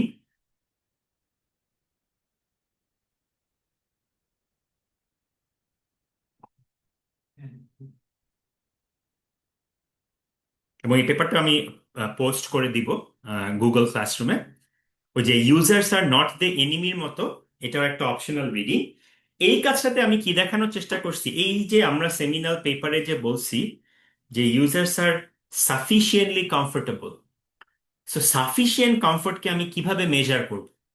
হ্যাঁ, ওই যে যেটা বললাম, কারোর জন্য 25 সেকেন্ড সাফিসিয়েন্ট, কারোর জন্য 45। তো কমফোর্টের তো আসলে কোনো মেট্রিক নাই যে আমি 3 ইউনিট কমফোর্টেবল নাকি আমি 5 ইউনিট কমফোর্টেবল। যেমন আমার বয়স, আমার বয়সের একটা মেজার আছে, কে বুড়া কে ইয়াং আমরা বয়স দিয়ে বুঝি, কে লম্বা কে বেশি লম্বা না এটা কিন্তু আমরা বুঝি তার হাইট দিয়ে। সো আমার এই কাজটাতে আমি দেখাইছি সাইবার সিকিউরিটি কোনো একটা কাজ করতে গেলে আমরা কিভাবে কমফর্টটাকে মেজার করতে পারি। এবং এইটা কাজটা করার জন্য আমার যে এরিয়ার নলেজ নিয়ে আসতে হয়েছে সেই এরিয়াটাকে বলা হচ্ছে সাইকোমেট্রিক্স। সাইকোমেট্রিক্স হচ্ছে সাইকোলজির একটা এরিয়া, যেই এরিয়াতে মানুষ মেজার করে, ইমোশন মেজার করে। হ্যাঁ, যে আমি কি, আপনি কি অ্যাংরি, আপনি অ্যাংরি হইলে কত ইউনিট অ্যাংরি, বা আপনারা যারা এই ক্লাসটা এখন করতেছেন তারা কত ইউনিট বোর্ড, বা কত ইউনিট আপনি অ্যানয়েড, রোজা ধরছে, তাই না? সো এই জিনিসগুলো কিন্তু আমরা অবজেক্টিভলি নাম্বার দিয়ে মেজার করতে পারি না, বাট মেজার করার উপায়টা কিন্তু আমাদেরকে বলে দেওয়া হয়েছে সাইকোমেট্রিক্সে। এবং সাইকোমেট্রিক্স ডোমেইনটা স্ট্যাটিস্টিক্যালি, যে আপনি যেখানে স্ট্যাটিস্টিক্যাল যে ভ্যালুগুলো দেখতেছেন, এই পুরো নলেজ কিন্তু সবকিছুই নিয়ে আসা হয়েছে আপনার সাইকোমেট্রিক থেকে। আপনি এখানে দেখবেন যে ক্রাইটেরিয়ন ভ্যালিডিটি বলেন, বা আপনার কন্টেন্ট ভ্যালিডিটি বলেন, ঠিক আছে, কনস্ট্রাক্ট ভ্যালিডিটি বলেন, এখানে যে ভ্যালুগুলো ইয়ে করা হয়েছে, বা পরের দিকে এখানে ফ্যাক্টর অ্যানালিসিস আছে। ফ্যাক্টর অ্যানালিসিস মানে হচ্ছে আপনার স্ট্যাটিস্টিক্যাল কিছু ব্যাপার স্যাপার আছে। হ্যাঁ, সো এই জিনিসগুলো কিন্তু নিয়ে আসা হয়েছে আপনার আসলে এই পুরাপুরি একটা নন কম্পিউটার সায়েন্স ডোমেইন থেকে, এবং এই ডোমেইনটার নাম হচ্ছে সাইকোমেট্রিক্স। তো this is typical soups paper, এবং সুপসের পেপার, যে অন্য একটা এরিয়া থেকে আমি নলেজ নিয়ে এসে আমি একটা সাইবার সিকিউরিটি প্রবলেমকে আমি সলভ করলাম। সাইবার সিকিউরিটি প্রবলেমটা কি ছিল? এই যে ইউজেবল সিকিউরিটি অ্যান্ড প্রাইভেসির যে সেমিনাল পেপারটা, সেই পেপারটাতে সাফিসিয়েন্ট কমফর্ট কি সেটা কিন্তু আমরা জানি না। সো আমি এই কাজটা করছি যে এই সাফিসিয়েন্ট কমফর্টটা মেজার করার জন্য। সো এই সেকেন্ড পেপারটাও পড়লে আপনারা যারা একটু স্ট্যাটিস্টিক্যাল কাজে ইন্টারেস্টেড, মানে সবাই তো হয়তো সার্ভে বা ইন্টারভিউতে ইন্টারেস্টেড না, অনেকে কোয়ান্টিটেটিভ কাজে বেশি ইন্টারেস্টেড। কোয়ান্টিটেটিভ কাজ মানে আপনারা মানে সিমুলেশন বা আপনারা ধরেন স্ট্যাটিস্টিক্যাল অ্যানালিসিস, ওগুলাতে আপনারা মোর কমফোর্টেবল। তারা এই পেপারটা পড়লে একটা আইডিয়া পাবেন যে এই এরিয়াতে কি ধরনের কোয়ান্টিটেটিভ কাজ হইতে পারে। আবার আরেক ধরনের কাজ আছে যেটাকে আমরা বলি মিক্সড মেথড স্টাডি। হ্যাঁ, এখানে কোয়ান্টও থাকবে, কোয়ালও থাকবে। তো আমরা নেক্সট দিকে যখন পাসওয়ার্ড বা সেলফোন সিকিউরিটি নিয়ে আলাপ করব, তখন আমি আমার কিছু মিক্সড মেথডের কাজও আপনাদের দেখাবো, যে যে যেটাতে আসলে ইন্টারেস্ট ফিল করেন। তাহলে কি দাঁড়াইলো, সোফার আমরা দুইটা জিনিস বুঝলাম। একটা জিনিস বুঝলাম যে কেন সাইবার সিকিউরিটি ইউনিক, আর আমরা একটা জিনিস বুঝলাম যে what is usability for security, তাই না? সিকিউরিটির জন্য ইউজেবিলিটি এনশিওর করতে হলে আমাদের এই চারটা জিনিস এনশিওর করতে হবে। আচ্ছা, এরপরে এই পেপারটা কিন্তু এখানে থেমে যায় নাই। তারা অ্যাকচুয়াল একটা স্টাডি করে দেখাইছে। ওকে, তারা অ্যাকচুয়াল একটা স্টাডি করে দেখাইছে যে কেন ইউজেবিলিটি ইজ ইম্পর্টেন্ট। ওকে, কেন ইউজেবিলিটি ইজ ইম্পর্টেন্ট সেটাই আমরা দেখব। আপনারা সবাই একটু 2 মিনিট সময় নিয়ে এই টুলটার ইউজার ইন্টারফেসটা দেখেন। এই সিকিউরিটি টুলটার নাম হচ্ছে PGP5। আমি আগের দিন মনে হয় বলছিলাম যে 1999 সালে আমরা যখন ইমেল লিখতাম, তখন বাই ডিফল্ট ইমেলের কন্টেন্ট এনক্রিপ্ট করা হইতো না। এখন করা হয়। এখন যদি আপনি ইমেল করেন, আপনি যদি জিমেইলে ইমেল করেন, বাই ডিফল্ট মানে গুগল ক্লেম করে, তারা করে, আসলে কি করে আমরা জানি না, গুগল ক্লেম করে যে তারা ইমেল এনক্রিপ্ট করে। এবং এখন এই টুলটার গুরুত্ব অনেক কম, কারণ বাই ডিফল্টই যেহেতু গুগলই এনক্রিপ্ট করে, আমাদের আসলে ইমেল এনক্রিপশনের দরকার নাই। কিন্তু 1999 সালে আমাদের ইমেল সার্ভিস খুবই প্রিমিটিভ ছিল। তখন কোনো ইমেল এনক্রিপশন ছিল না। তখন আমরা যে ইমেলটা লিখি, সেই ইমেলটা আমাদের একটা টেক্সট ফাইলে লেখার পর সেই টেক্সট ফাইলটা আমাদেরকে এই সফটওয়্যারের মধ্যে দিয়ে রান করে আমাদের কন্টেন্টটাকে এনক্রিপ্ট করা লাগতো। ওকে, তো এখন আপনি যদি 27 বছর আগে ফিরে যান, আপনি শুধু ডিজাইনের পার্সপেক্টিভ থেকে হিউম্যান কম্পিউটার ইন্টারাকশন, যারা এইচসিআই এর ক্লাস নিছেন, যারা সিকিউরিটি ক্লাস করেন নাই কিন্তু এইচসিআই এর ক্লাস করছেন, বা যারা একটু ডিজাইন নিয়ে আইডিয়া আছে, বা ডিজাইনের আইডিয়া নাও থাকলে, ডিজাইনের জিনিসটা অনেকটা ইনটুইটিভ, তাই না? আপনারা সিকিউরিটির ব্যাপারগুলো ভুলে যান, আপনারা শুধুমাত্র অ্যাস্থেটিক যদি চিন্তা করেন, অ্যাস্থেটিক মানে ডিজাইনটা কত সুন্দর হয়েছে, would you say that this is pretty bad user interface 1999 সালের স্ট্যান্ডার্ডে? No, sir. Probably no. Okay, probably no. মানে যারা ডিজাইনের লোক তারা হয়তো আমার সাথে এগ্রি করবে। দেখেন, এখানের গুড জিনিসগুলা কি, ভালো জিনিসগুলা কি। আমরা সাইবার সিকিউরিটিতে মেটাফোর ইউজ করি। মেটাফোর জিনিসটা কি? মেটাফোর মানে হচ্ছে ইউজারের মেন্টাল মডেল। হ্যাঁ, ইউজারের মেন্টাল মডেল। আচ্ছা, একটু আমাকে একটু 10 সেকেন্ড যদি একটু সময় দেন, আমি একটা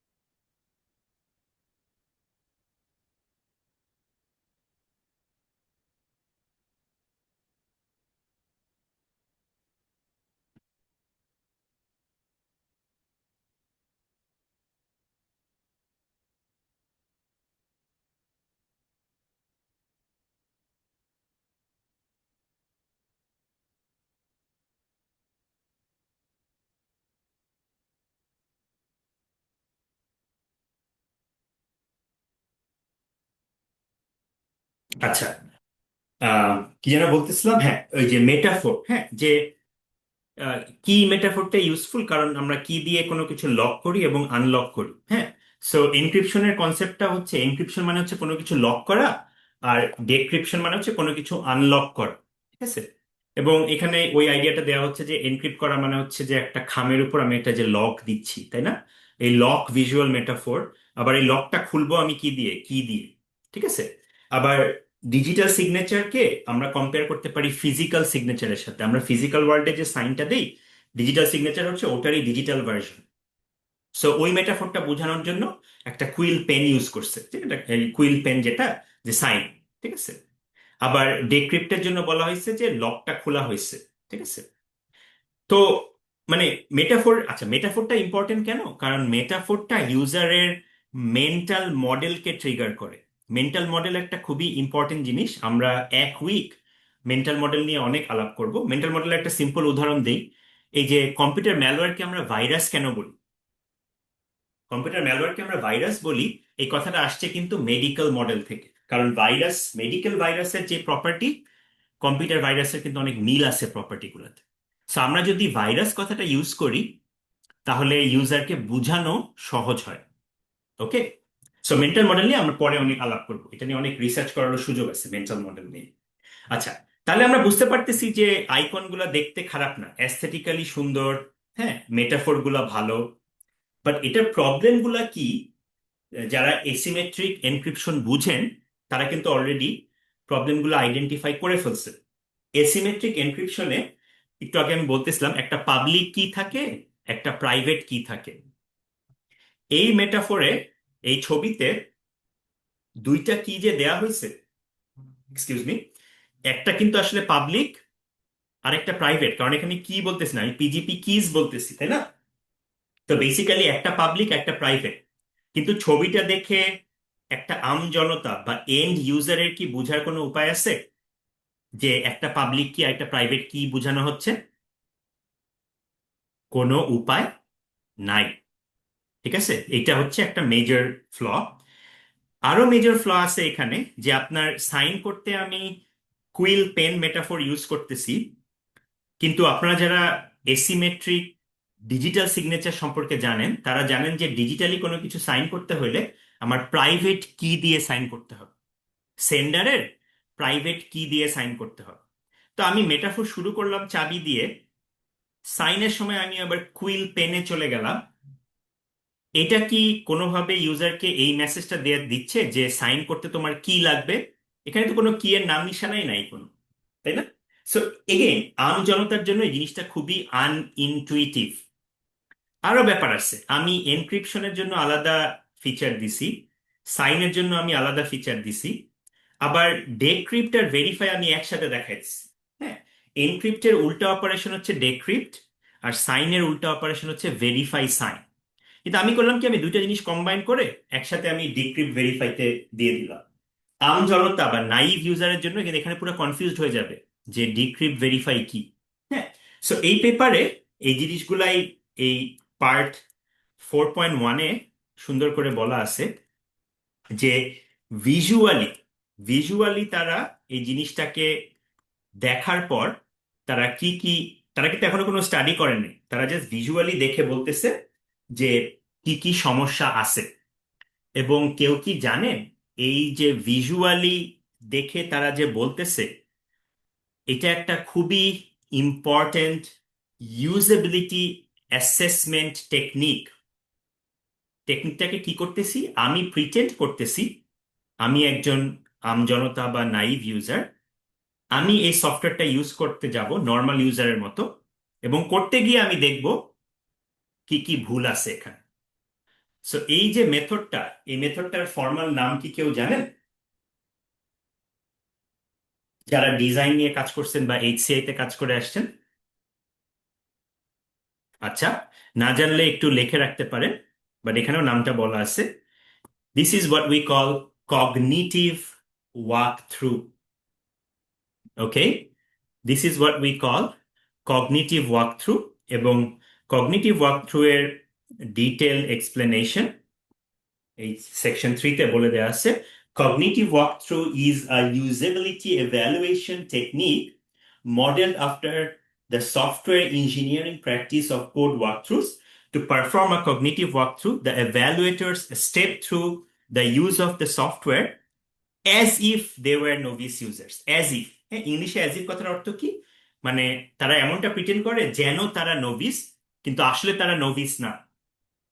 ওকে, তারা নভিস একার প্রিটেন্ড করে কারণ they attempt to mentally simulate what they think the novice's understanding would be at each point and looking for probable errors and areas of confusion. এটা একটা ইউজেবিলিটি অ্যাসেসমেন্ট টেকনিক। এটা দিয়ে আমরা অন্য যে কোনো সফটওয়্যারের ইউজেবিলিটিও আমি অ্যাসেস করতে পারবো। তো এই কগনিটিভ ওয়ার্ক থ্রু এর বেসিক জিনিসগুলো জানাটা ইম্পর্টেন্ট কেন, মানে বেসিক জানাটা ইম্পর্টেন্ট কেন, আমি আপনাদের একটা সিম্পল উদাহরণ দেই। যে আমরা একটা পেপার লিখছিলাম কয়েক বছর আগেই সুপসে, আমরা সুন্দর কাজ টাজ করছি, অনেক কাজ করছি। ওটাতে আমরা যেটা করছি যে সেটা হচ্ছে যে আপনারা ক্রিপ্টোগ্রাফি নিয়ে অনেকে হয়তো জানেন, অনেকে হয়তো ব্লক চেইন বা ক্রিপ্টো কারেন্সি নিয়ে কাজ করেন। মেটা মাস্ক, হ্যাঁ, ক্রিপ্টোগ্রাফির ওয়ালেট আর এক্সচেঞ্জ একটা হচ্ছে অনলাইনে করা যায়, আর একটা হচ্ছে আপনি যদি অনলাইন এক্সচেঞ্জের উপর খুব বেশি ভরসা না করেন, আপনি আপনার পার্সোনাল ওয়ালেট ইউজ করতে পারেন। সো পার্সোনাল ওয়ালেটের মধ্যে খুব ইম্পর্টেন্ট একটা হচ্ছে মেটা মাস্ক, খুব পপুলার। তা আমরা একটা কাজ করছি যেখানে আমরা দেখাইছি যে মেটা মাস্কে কাজ করতে গিয়ে কি কি মানে ঝামেলা হইতে পারে। হ্যাঁ, মেটামাস্কে কাজ করতে গিয়ে কি কি ঝামেলা, ওখানে আমরা কগনিটিভ ওয়াকথ্রু ইউজ করছি। কিন্তু আমরা ওই মেইন কাজে এত ফোকাস করছি, আমরা একটা বেসিক জিনিসই ভুলে গেছিলাম। বেসিক জিনিসটা কি? বেসিক জিনিসটা হচ্ছে কগনিটিভ ওয়াকথ্রু যে করবে, কগনিটিভ ওয়াকথ্রু যে করবে তার কিন্তু ডাবল এক্সপার্ট হইতে হবে। মানে তার ইউজেবিলিটি নিয়েও বুঝতে হবে, আবার তার সিকিউরিটি নিয়েও বুঝতে হবে। সে প্রিটেন্ড করবে যে সে একটা নোভিস ইউজার, বাট আসলে তাকে কনসেপ্টগুলো বুঝতে হবে। কনসেপ্টগুলো না বুঝলে তো সে ভুলগুলা ধরতে পারবে না, তাই না? So, আমরা কগনিটিভ ওয়াকথ্রু ঠিকই করছিলাম, কিন্তু আমরা কগনিটিভ ওয়াকথ্রু করার সময় এই জিনিসটা আমাদের একটু ল্যাপস হয়ে গেছিল, যে আমরা এই প্রিন্সিপালটা ভুলে গেছি। তো আমরা এত কষ্ট করে কাজ করলাম, সুপসের রিভিউয়ার, ঠিক মনে নেই সুপসে না কাইতে দিছিলাম, জাস্ট এই একটা লাইন দিয়ে আমাদের পুরা পেপার, কারণ আমাদের পেপারের মেথড ভুল ছিল। মেথড ভুল ছিল কি, যাদের দিয়ে কগনিটিভ ওয়াকথ্রু করানো যায় না তাদেরকে দিয়ে আমরা কগনিটিভ ওয়াকথ্রু করাইছি। হুম, তার মানে আপনার লিটারেচার রিভিউ যত ভালোই হোক, আপনার কাজের মোটিভেশন যত ভালোই হোক, আপনার রেজাল্ট যতই ভালো আসুক, আপনার তো মেথডেই ভুল, আপনার মেথডেই ভুল। এবং পুরা পেপার আমাদের এই যে এতদিনের কাজ পুরাটা হচ্ছে আমাদের আবার করতে হবে, কারণ আমাদের বেসিক অ্যাজাম্পশনে ভুল। তো এই কারণে বলতেছি যে আপনাদের I will spend a good amount of time এই আপনার শুধু কগনিটিভ না, আপনার আরেকটা অ্যানালিসিস আছে যেটাকে বলা হয় heuristic analysis. Heuristic evaluation is ideally perform by people who are, question ছিল। একটু একটু আমি শেষ করি, by people who are double experts, হ্যাঁ, highly familiar with both the application domain and with usability techniques. এখন আমি যদি হিউরিস্টিক এভালুয়েশন করি আমাদের পেপারে, কিন্তু আমি যদি ডাবল এক্সপার্ট না নিই, হ্যাঁ, আমি যদি ডাবল এক্সপার্ট না নিই, then again I am doing the same mistake. হ্যাঁ, বলেন সাকিব। লাস্ট যে ইভ্যালুয়েশন মেথডের কথা বলেছিলেন ওখানে মানে মেটামাস্কের ক্ষেত্রে আর কি, সো আপনার কগনিটিভ ওয়ার্কথ্রোতে কি প্রবলেম ছিল স্যার? ওটা cognitive in your walkthrough case approach. যেটা হয়েছিল সেটা হচ্ছে যে আপনার ধরেন ওই যে ইন্টারফেসটা, সেই ইন্টারফেসটা you have to do a cognitive walkthrough, মানে ওই ইন্টারফেসের জায়গায় জায়গায় যে প্রবলেমগুলা, সেই প্রবলেমগুলা কি কি হবে সেটা আইডেন্টিফাই করতে হবে। সো এই আইডেন্টিফাই করতে গিয়া উই এমপ্লয়েড কগনিটিভ ওয়ার্কথ্রু। তখন রিভিউয়ার আমাদের প্রশ্নটা যেটা করতেছিল যে কগনিটিভ ওয়ার্কথ্রু আপনার যাদের দিয়ে করাচ্ছেন সেই তারা তো হচ্ছে একদম কমপ্লিটলি আপনার হচ্ছে, এখন আপনি কগনিটিভ ওয়ার্কথ্রু করতে পারেন, মাইক্রোসফট ওয়ার্ডের কগনিটিভ ওয়ার্কথ্রু আপনি নভিস ইউজার দিয়ে করাইতে পারেন, কারণ মাইক্রোসফট ওয়ার্ডের এডিট কাজ বা আপনার ফরম্যাটিং কাজ এটা কিন্তু আমজনতা জানে। কিন্তু আপনি যদি একটা মেটামাস্কের কগনিটিভ ওয়ার্কথ্রু আপনি যদি করাইতে চান নর্মাল ইউজারকে দিয়ে, যে ইউজারটা ডোমেইনটা সম্পর্কে জানেন, যে মেটামাস্ক তারা হচ্ছে একদম ক্রিপ্টো ইয়ের নভিস, তারা, তাদেরকে যদি আপনি এই বেসিক ইয়েটাই যদি তারা না জানে, তাহলে তো তারা কগনিটিভ ওয়ার্কথ্রুতে কি দেখবো সেটাই তো তারা বুঝতে পারবে না। ব্যাপারটা আমি বুঝাইতে পারছি? বুঝতে পারছি, জি। তো ওইসব ক্ষেত্রে আমার একটু বুঝতে হবে যে যাদের দিয়ে আমি কগনিটিভ ওয়ার্ক থ্রু করাচ্ছি তারা অ্যাটলিস্ট এই কনসেপ্টগুলো জানে কিনা। এবং এই কারণে আমি একটা ভালো টাইম স্পেন্ড করব এই যে ডিজাইন কিভাবে করা হয়। একটা স্টাডি যখন আমি ডিজাইন করব, আমি স্যাম্পল কিভাবে নিব, আমি কোন কোন পার্টিসিপেন্টকে নিব, হ্যাঁ, আমি কি বিটুইন গ্রুপ স্টাডি করব নাকি আমি উইদিন গ্রুপ স্টাডি করব। হুম। আমি শুধু তাই না, স্টাডি ডিজাইন না, আমি যে ডেটাটা পাচ্ছি সেই ডেটাটা যে আমি স্ট্যাটিস্টিক্যালি অ্যানালিসিস করব, আমি কি মেথড এ দিয়ে অ্যানালিসিস করব নাকি আমি মেথড বি দিয়ে অ্যানালিসিস করব। এবং সুপস টাইপ কনফারেন্সে এগুলা নিয়েও আসলে প্রচুর প্রশ্ন করে, মানে মেথড। কারণ কি, ওই যে সুপসের রিভিউয়ার যারা সবাই কিন্তু এই লাইনেরই লোক। এই কারণে আমি বলি যে সুপসে আসলে পাবলিশ করা খুবই কঠিন। আমাদের টাইম অলমোস্ট শেষ হয়ে আসতেছে। আমি জাস্ট এই সামারি গুলা দিলাম যে ভিজুয়ালি আমার কি কি সমস্যা এখানে হচ্ছে, ভিজুয়ালি কি কি সমস্যা হচ্ছে। তো আপনারা আজকে বাসায় গিয়ে যেটা করবেন, আচ্ছা আরেকটা জিনিস বলে আমি শেষ করি। তাদের টার্মিনোলজি গুলা কিন্তু কনসিস্টেন্ট ছিল না। হ্যাঁ, তারা অনেক সময় এনকোডিং একটা কথা ইউজ করছে। এখন আপনারা যারা কম্পিউটার সায়েন্সের, আপনারা যারা ইয়ে করেন, ইমেজ প্রসেসিং করেন বা ভিডিও প্রসেসিং করেন বা মাল্টিমিডিয়া নিয়ে কাজ করেন, তারা জানেন এনকোডিং কিন্তু একটা কমপ্লিটলি ডিফারেন্ট টপিক, তাই না? এনকোডিং কিন্তু একটা ডিফারেন্ট দেন এনক্রিপশন। সো এই সফটওয়্যারে একটা হঠাৎ করে কনফিউজিং টার্ম এনকোডিং নিয়ে আসলো হঠাৎ করে। তার মানে টার্মিনোলজি গুলোতে তারা কনসিস্টেন্ট ছিল না। ওকে। সো আরো কিছু প্রবলেম ছিল। এই চ্যাপ্টার 4 যারা আপনারা পড়বেন, আপনাদের এই এক সপ্তাহের কাজ হচ্ছে প্রথমত, যারা এই এসিমেট্রিক এনক্রিপশন নিয়ে কোনো আইডিয়াই নাই, বুঝতেছেন না, তারা ফার্স্টে গিয়ে একটু দেখবেন যে এসিমেট্রিক এনক্রিপশন আর এসিমেট্রিক ডিজিটাল সিগনেচার জিনিসটা কি। এবং ওইটা পড়ার পর তারপর চ্যাপ্টার 4, সেকশন 4টা পড়বেন। সেকশন 4 না, আপনারা পুরা শুরু থেকে চ্যাপ্টার 4 পর্যন্ত বা সেকশন 4 পর্যন্ত আপনারা পড়ে আসবেন। ঠিক আছে, পড়লে আপনারা বুঝতে পারবেন যে বেসিক্যালি PGP 5 এর প্রবলেম গুলা কি ছিল। এখন এখানে আসতেছে যে আমাদের নেক্সট ইম্পর্টেন্ট ডিসকাশনটা, যে আমরা যখন কোনো একটা সায়েন্টিফিক রিসার্চ করি, আমরা একটা হাইপোথিসিস ফর্মুলেশন করি, তাই না? হাইপোথিসিসের সংজ্ঞাটা কি? মানে কেউ কি আমাকে বলতে পারেন what is a hypothesis?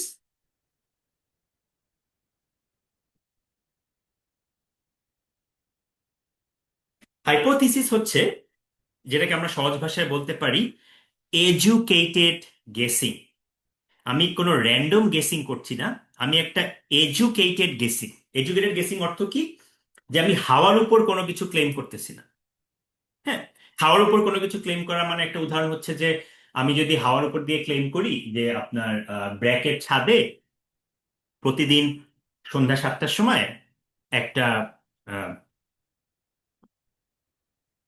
Yes, Tahsin Ishtiaq, খুবই সেকেন্ড পয়েন্ট আপনি যেটা বলছেন সেটা হচ্ছে হাইপোথিসিসের সেকেন্ড পয়েন্ট। আমি আসতেছি, টেস্টেবল। হাইপোথিসিসের প্রথম ইয়েটা হচ্ছে যে এই যে হাইপোথিসিস আপনি যে ক্লেম করতেছেন, এটা একটা রেশনালিটি থাকা লাগবে। আমি যদি ক্লেম করি প্রতিদিন সন্ধ্যা 7টায় ব্র্যাক ইউনিভার্সিটির ছাদে একটা এলিয়েন স্পেসশিপ ল্যান্ড করে, হ্যাঁ, এটা ওই যে তাসনিম ইশতিয়াক আপনি যেটা বললেন, এটা কি মেজারেবল বা টেস্টেবল? এটা খুবই সহজেই মেজার বা টেস্ট করা যায়, তাই না?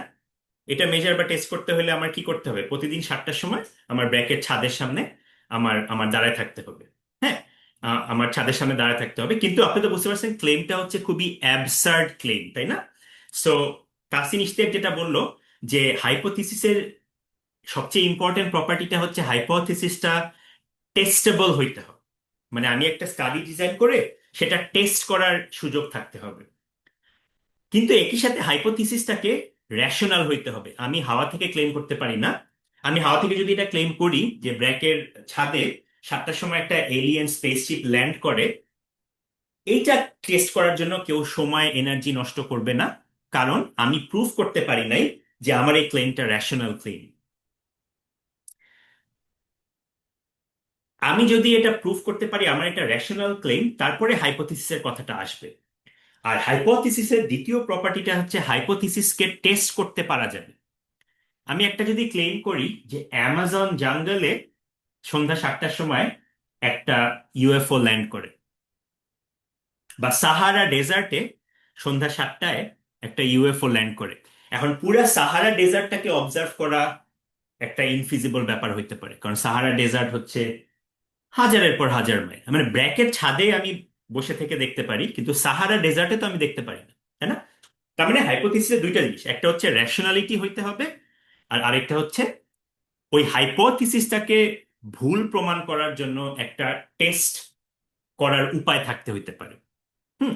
সো এই পেপারে প্রথম 4টা সেকশনে যেটা করা হয়েছে, যে হাইপোথিসিস ফর্ম করা হয়েছে যে PGP5,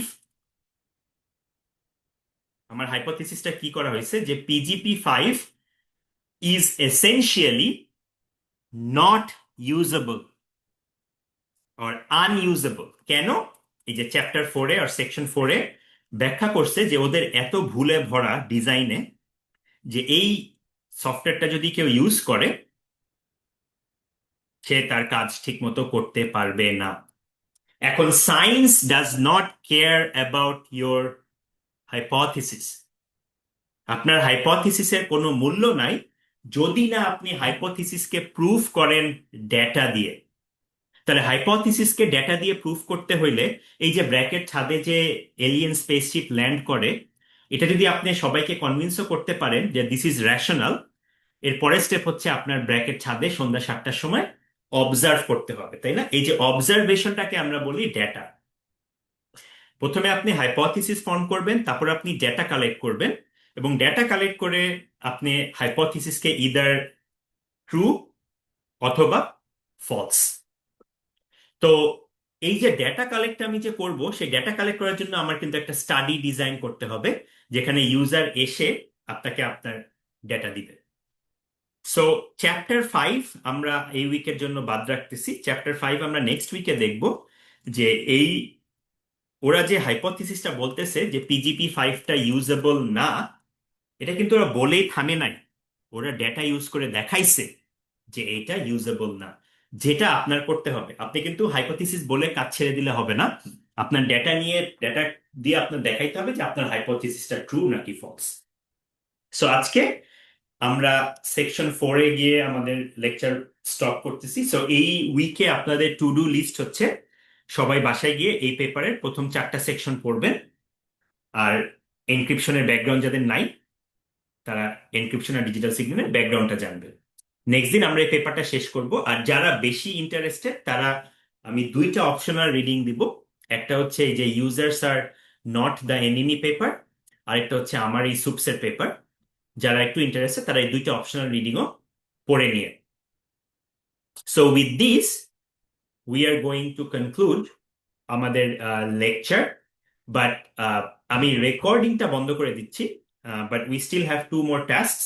একটা হচ্ছে আমাদের রোজার বাকি 3 সপ্তাহ লেকচার কখন হবে ওইটা ডিসাইড করা, আর আরেকটা হচ্ছে অ্যাটেন্ডেন্স ট্র্যাক করা। সো আমি স্ক্রিন শেয়ারিং বন্ধ করে দিচ্ছি, আমি রেকর্ডিংটা বন্ধ করে দিচ্ছি।